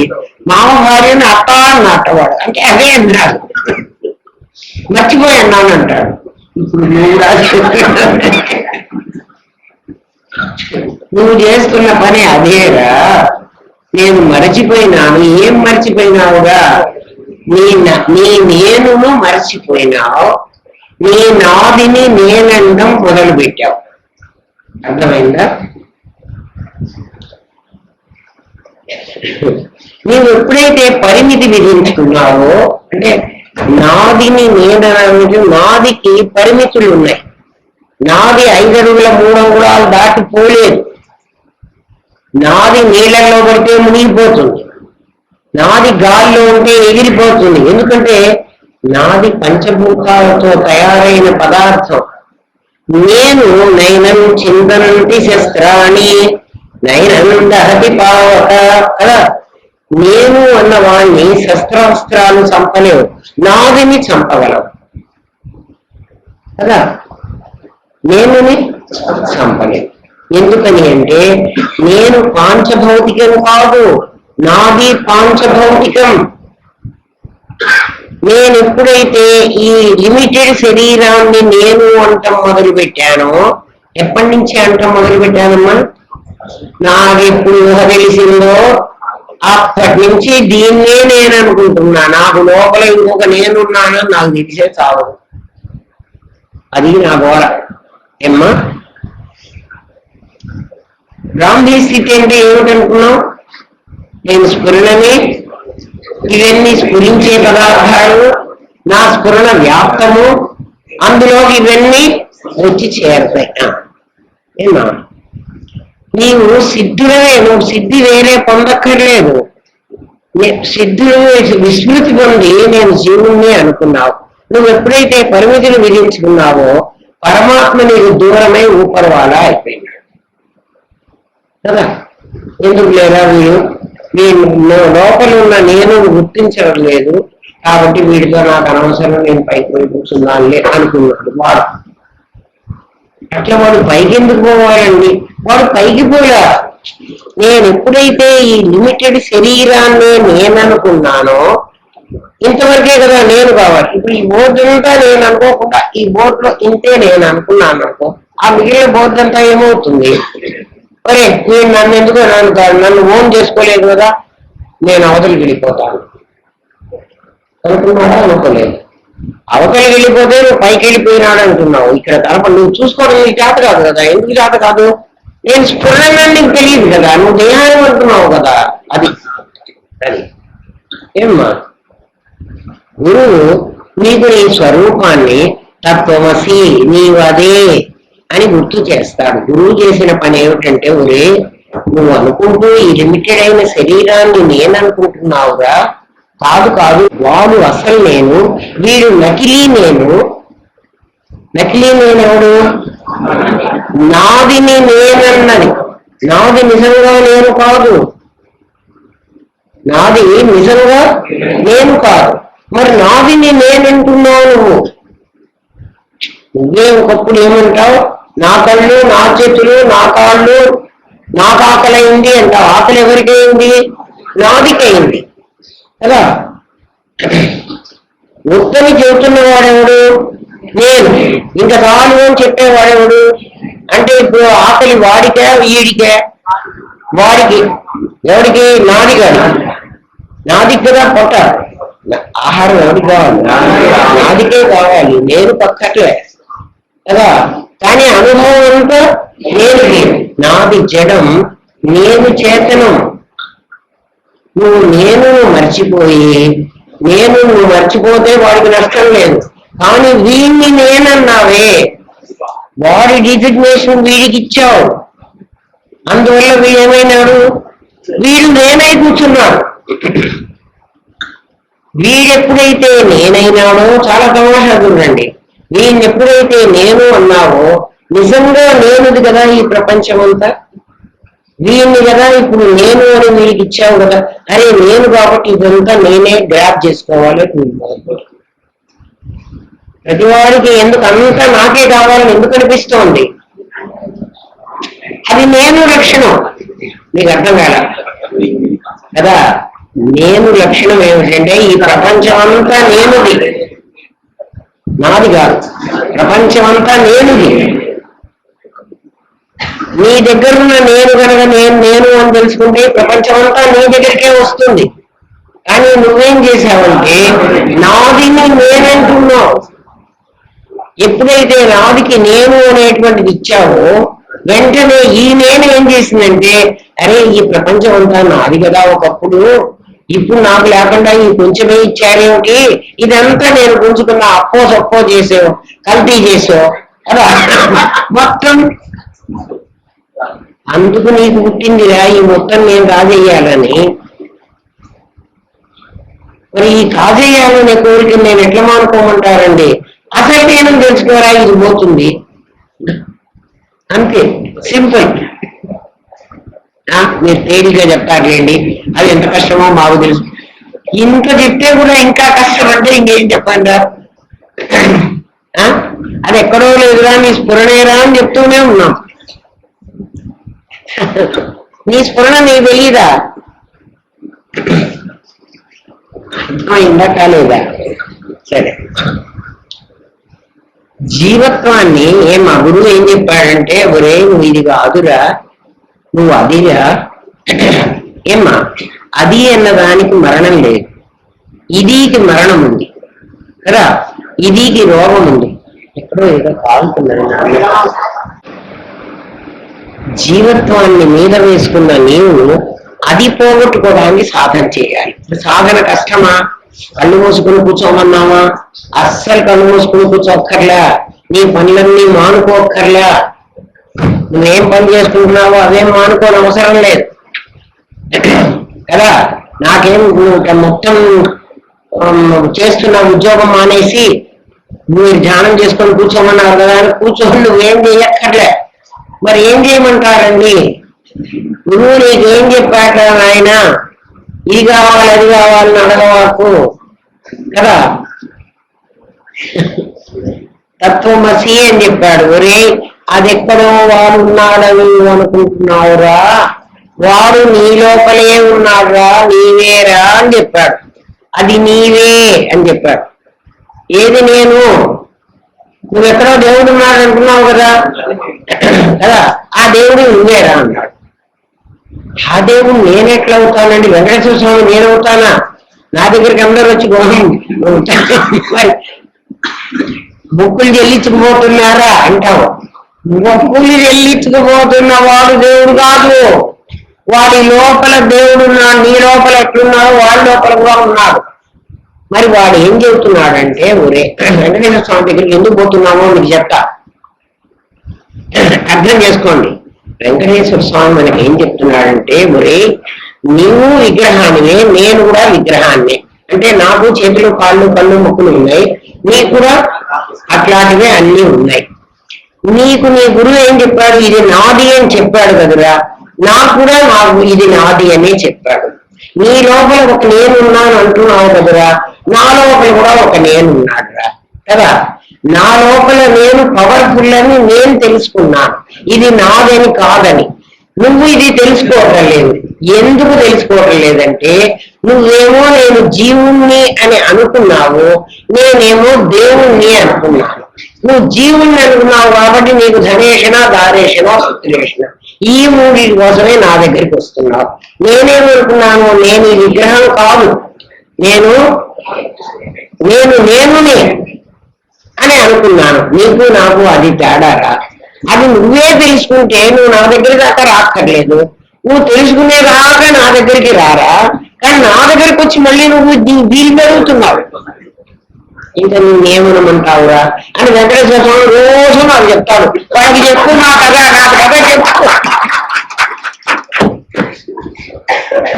అయ్యా నేను చాలా సార్లు చెప్తున్నా, వీళ్ళు విని చావడం లేదు. మరి నేను ఎన్నిసార్లు చెప్పాను వెంకటేశ్వర స్వామి దేవుడు కాదు, ఆయన దగ్గరికి వెళ్ళొద్దని చెప్పాను? చెప్పలే కదా. ఆయన ఎట్లాగైతే ఆ దేహం నేను కాదు అని వదులుకున్నాడో, నువ్వు కూడా ఇట్లా ఈ దేహం నేను కాదనరా, అప్పుడు నువ్వే వెంకటేశ్వర స్వామి అయిపోతావు. ఒట్టిగా వెంకటేశ్వర స్వామి అని పేరు పెట్టుకుంటే కావు. మరి మీ అమ్మ నీకు ఎందుకు ఈ వెంకటేష్ అని పేరు పెట్టింది అంటే, నువ్వు ఆ వెంకటేశ్వర స్వామి లాగా వెంకటేశ్వరేరా కదా, నువ్వు నా కొడుకుని కాదుగా. అందరికీ రాముడో కృష్ణుడో ఎందుకు పేరు పెడతారు? నువ్వు రాముడివే. జోలపాట్లు వినండి, అన్ని ఏమని చెప్తుంది తల్లి. నాయనా నువ్వు రాముడివే, నువ్వు కృష్ణుడివే, కదా, నువ్వు వెంకటేశ్వరుడివే అని చెప్తోంది. అదే గురువు చెప్పాడు తత్వమసి అని. నువ్వు నేను వెంకటేశ్వరుని కాదనుకుంటున్నావు కదా, నేను వెంకటేశ్వరుని అనుకుంటున్నావు. అది ఏంటో అబద్ధమా నిజమా చెప్పేది? నేను ఊరికే అంటున్నాను. మీరందరూ ఏమైపోయినారు? ఇది అనుకోబట్టి నాకు ఈ మూడు కావాలని నీకు పుట్టింది. ఆయన అది అనుకోలేదు కాబట్టి అన్ని ఆయనకే వస్తున్నాయి. ఎందుకు వెంకటేశ్వర స్వామికి అన్ని కోట్లు వస్తున్నాయిరా?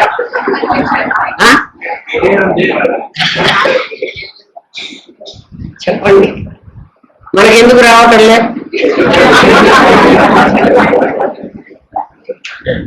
ఎవరైనా ఎంత లేని వాళ్ళు కూడా, వాళ్ళకి ఏమీ రాకపోయినా సంవత్సర ఆదాయం 10,000 కాకపోతే కూడా ఎట్టొక్క మిగల్చుకొని దాచిపెట్టి తీసుకుపోయి ఆయనకు పెట్టేస్తున్నారు. ఎందుకు పెట్టేస్తున్నారు? ఆయన కూడా నీలా వంటి నాది అయినప్పటికీ నాదే కదా, విగ్రహమే కదా. ఆ విగ్రహంలో ఒక నేనున్నాడు. నేను ఆ విగ్రహం కాదని ఆయన తెలుసుకున్నాడు. నేను ఈ విగ్రహమే నన్ను తెలుసుకున్నాను. అది నీకు నాకు వచ్చి తిప్పలు. అందుకని ఆయనకంతా మొక్కుతున్నారు.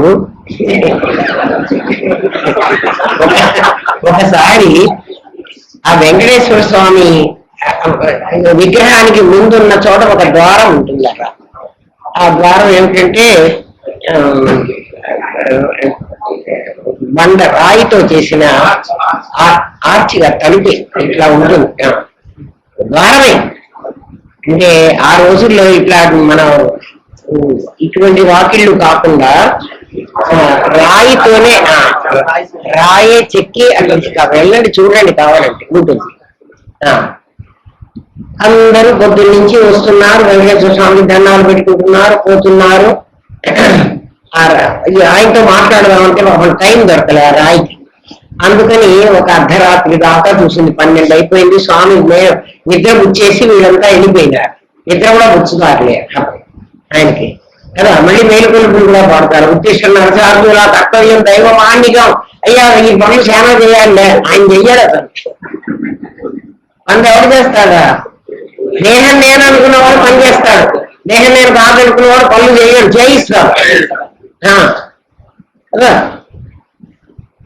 ఆయన నేను నిద్ర లేపించాడు. ఈ రాయి ఈ ద్వారానికి ఉన్న రాళ్ళు, అయ్యా నీతో మాట్లాడదామంటే నాకు టైం దొరకదు, నీ భక్తులే గుంపులుగా వచ్చేస్తున్నారు.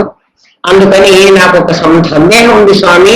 మీరు ఎప్పుడు నీ దగ్గరే ఉంటూ కూడా నేను ఈ సందేహం తీర్చుకోలేకపోతే, ఎక్కడెక్కడి నుంచో వచ్చిన వాళ్ళందరూ తీర్చుకుంటున్నారు, నేను తీర్చుకోకపోతే ఎట్లా స్వామి అని అడిగింది పాప. ఏమిటో చెప్పరా నాయన, ఏం పోయింది? ఇది చెప్తాలే, చెప్పు అన్నట్టు. తర్వాత పోతాలే, ఏం పర్వాలేదు, చెప్పమన్నాడు. అంటే నువ్వు రాయివే, నేను రాయినే, ఇద్దరం రాళ్ళమే కదా. నిన్నేమో అందరూ మొక్కుతున్నారు, నన్నేమో అందరూ తొక్కుతున్నారు, తొక్కిపోతున్నారు. ప్రతివారు రావడం, నా మీద కాలు పెట్టడం.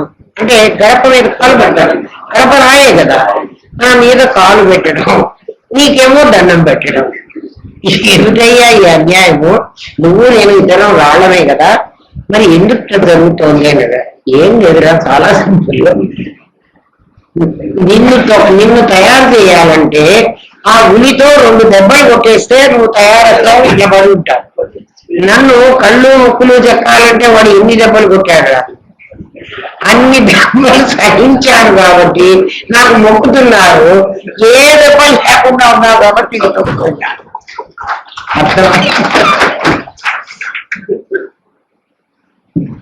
ఇంకా వాళ్ళు మూసుకుని ఉంటున్నారు. ఇప్పుడు మనకందరికీ మాకు కష్టాలు వస్తున్నాయి, మాకు బాధలు వస్తున్నాయి, మా కష్టాలు పోలేదు అంటే వెంకటేశ్వర స్వామి ఈ సమాధానమే చెప్తాడు. మీరు ఈ సంసారంలో పడి ఇది నేననుకున్నారా, ఇది నేను కాదనుకుంటే, ఇదైతే దీనికి అన్ని ముక్కులు చెవులు కళ్ళు చెక్కినప్పుడు అన్ని దీనికి బాధలు కావాలి కదా. అందుకే మనకి రోగాలు ఏమిటి వస్తాయి? కంటికి రోగం వస్తుంది, ముక్కుకు రోగం వస్తుంది, చెవుడికి రోగం వస్తుంది కదా, పొట్టకు రోగం వస్తుంది, క్యాన్సర్ వస్తుంది, ఏమన్నా వస్తాయి. నేనుకి ఏంటి రావు? నేనుకి అసలు జబ్బే లేదు. ఎందుకంటే నేను దగ్గరికి వెళ్ళాలంటే ఈ రోగాలకి భయం. నాది దగ్గరికి రావాలంటే వస్తాయి, చిన్న చేపను పెద్ద చేప మింగేస్తుంది. అది సంగతి. అందుకని వెంకటేశ్వర స్వామి అట్లా చెప్పాడు. మనం అందరం కూడా వెంకటేశ్వర స్వామి అయిపోతే ఎట్లయిపోమంటారండి? ఆయనేమో దేవుడు. దేవుడు అంటే ఏంటి? దివ్యతి ఇది దేవ. దివ్యతి నీరు ఏముంది? స్ఫురణ ఉంది, జ్ఞానం ఉంది, అదే దివ్యతి. నువ్వు నేను జ్ఞానాన్ని అనుకోవాలంటే నేను ఇది అనుకుంటానంటే ఇంక నువ్వు నీకు ఎంత చెప్పాలరా? ఆలోచించు. అంతకంటే నేనేమన్నా కష్టపడమన్నావా? కొండెక్కమన్నావా? లేకపోతే కోనేటి నీళ్లు తెమ్మన్నావా? తెమ్మని లేదు కదా. ఎందుకు మరి నువ్వేనా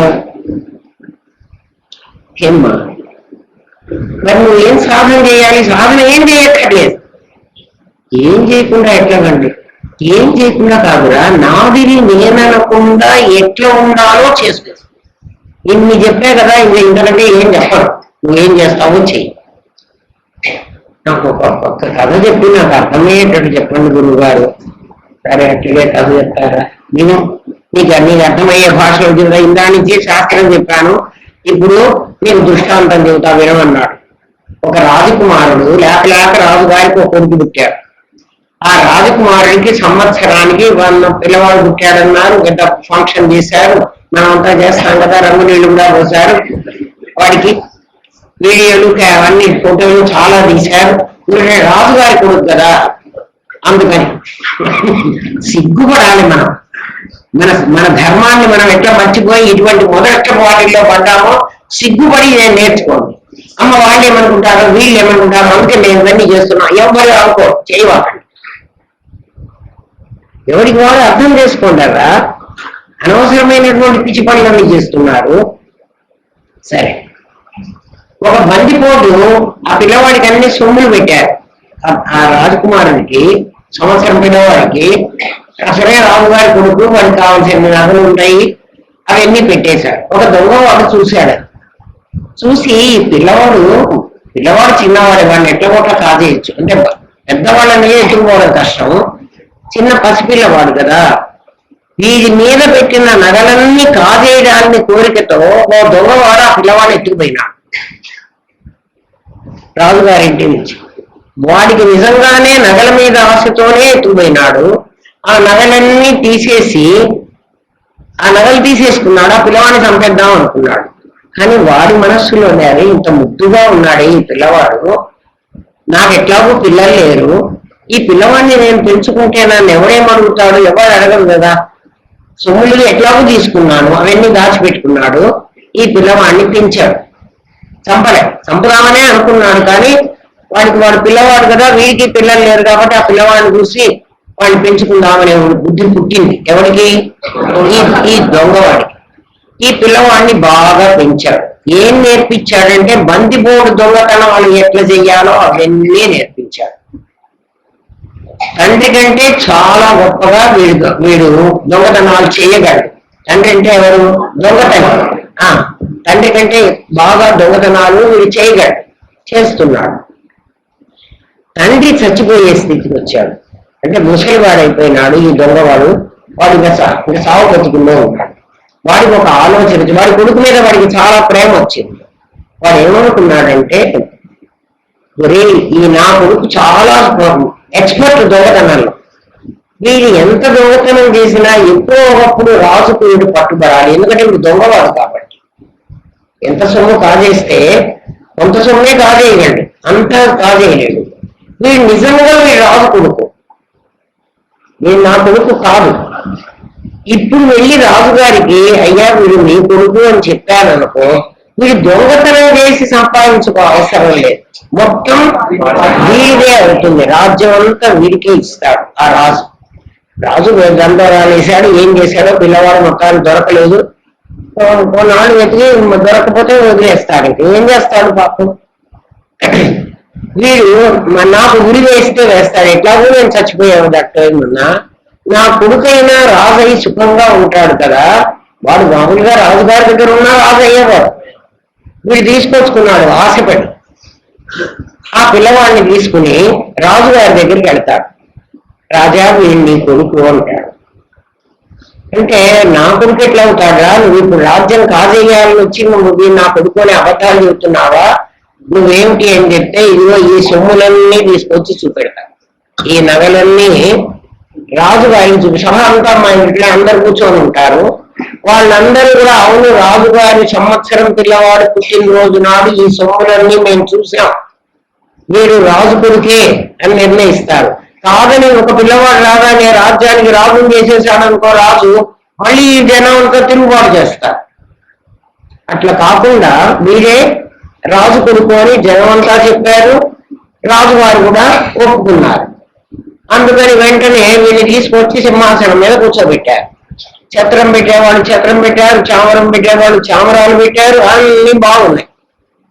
కానీ వీడికి భయం లోపల, నేను రాజు కొడుకున్నా, నేను ఇట్లా రాజు కొడుకు. వాడు ముందు కూడా రాజు కొడుకే, ఇప్పుడు కూడా రాజు కొడుకే, మధ్యలో వాడు బందిపోటు దొంగ కొడుకైనా కదా కదా. నేను ఆ బందిపోటు దొంగ కొడుకునే అని ఎంత నమ్మాడో రాజు కొడుకుని అనుకోవడానికి వాడికి అంత కష్టం ఉంది. ఇప్పుడు నువ్వు జీవుడినే అనుకుని, ఎందుకంటే అమృతపుత్రుడైన నిన్ను నీ తల్లిదండ్రులు దొంగలు వాళ్ళు ఏం చేశారు, నిన్ను పెంచారు. ఎట్లా పెంచారు నీ తల్లిదండ్రులు నిన్ను? బందిపోటు దొంగగా పెంచారు. వాళ్ళు చేసింది అదే కదే,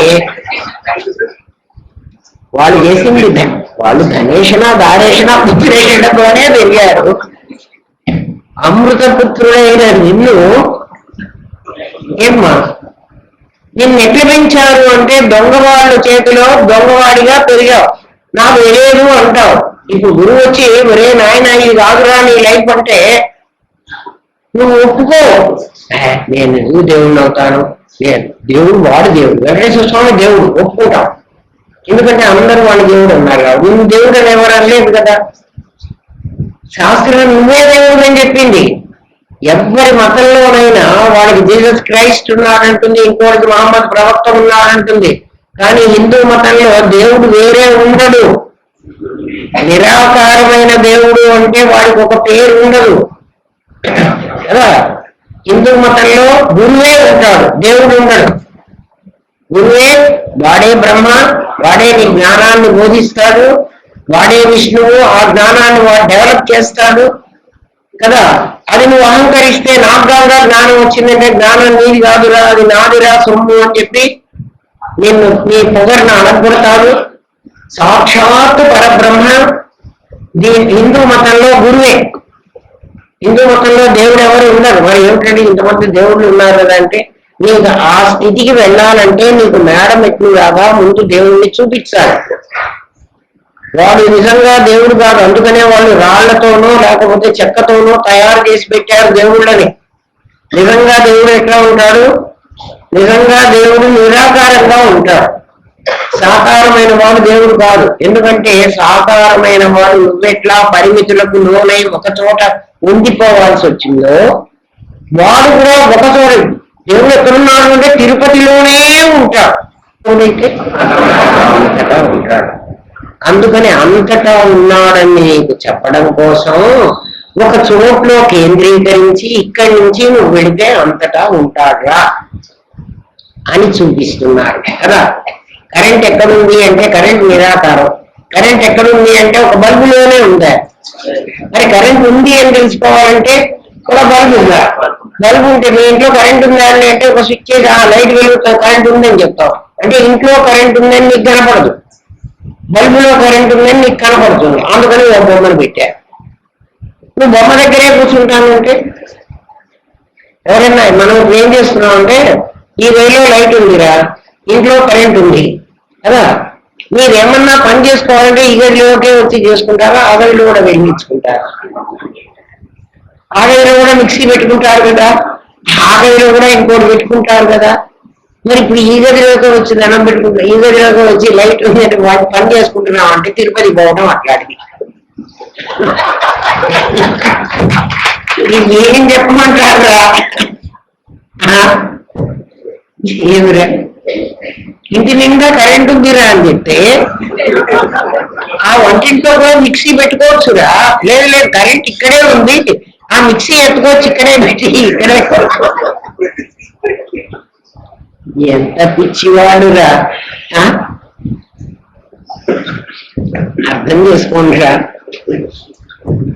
వినండి, పిల్లలు లేని ఆ బందిపోటు దొంగ రాజకుమారుని తన పువ్వుగా పెంచి పెద్ద చేసి చోర విద్యలన్నీ నేర్పించాడు వాడికి.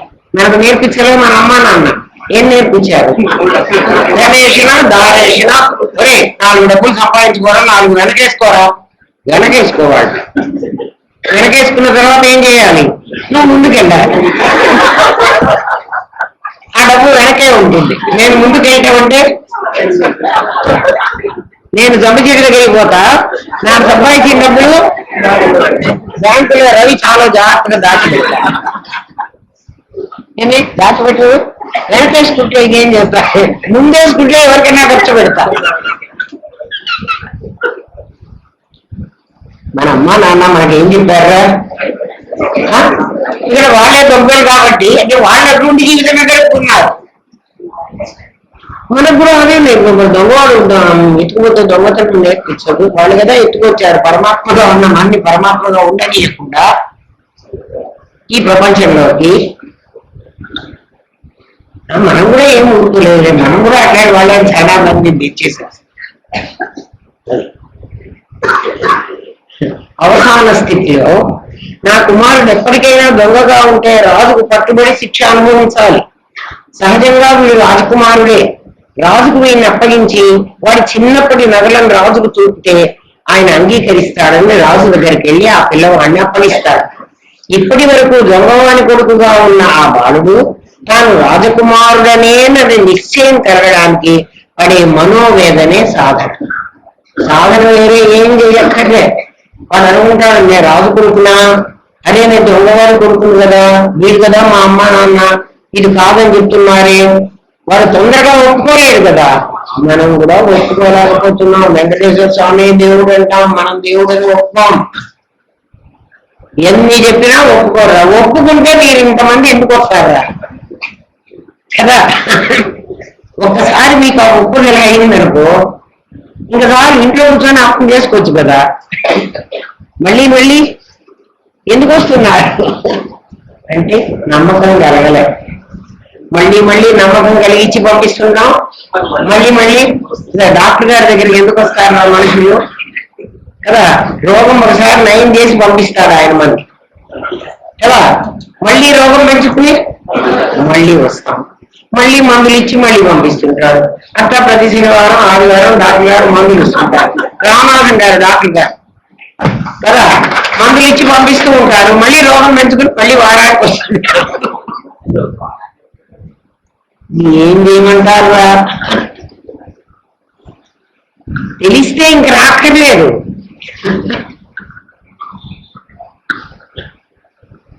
ఇక్కడ చూడు, జీవుడు ఆ బాలుడు తాను రాజకుమారుడనేనని నిశ్చయం కలగడానికి పడే మనోవేదనే సాధన.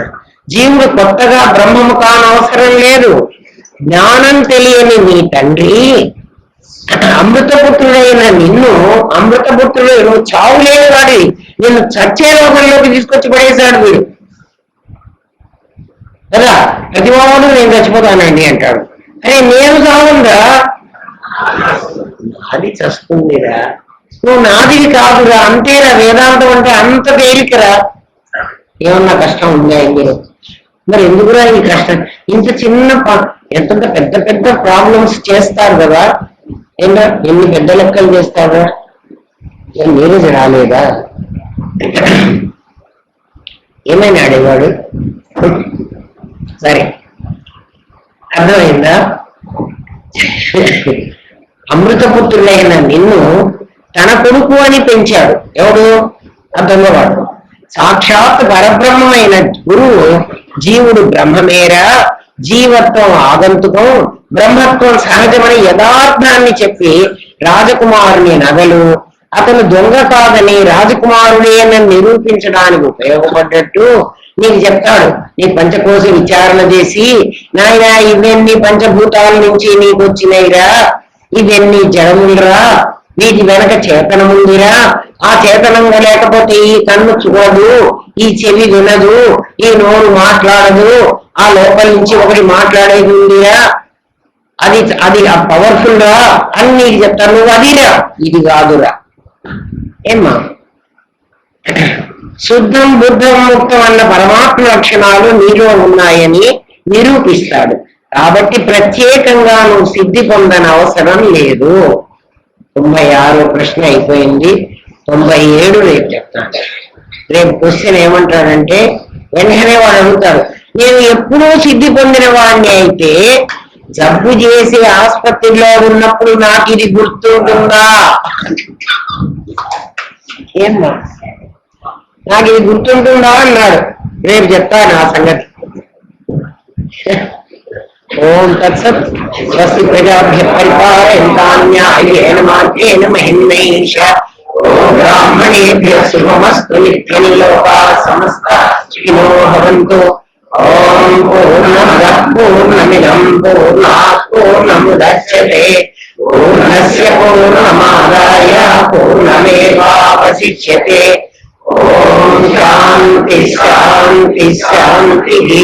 ఓం నమో బ్రహ్మాదిభ్యో బ్రహ్మ విద్యా సాంప్రదాయేభ్యో వంశ ఋషిభ్యో గురుభ్యో నమో మహభ్యః. సర్వోపద్రవరహిత ప్రజ్ఞానఘనః ప్రత్యగర్భో బ్రహ్మైవాహమస్మి బ్రహ్మైవాహమస్మి బ్రహ్మైవాహమస్మి.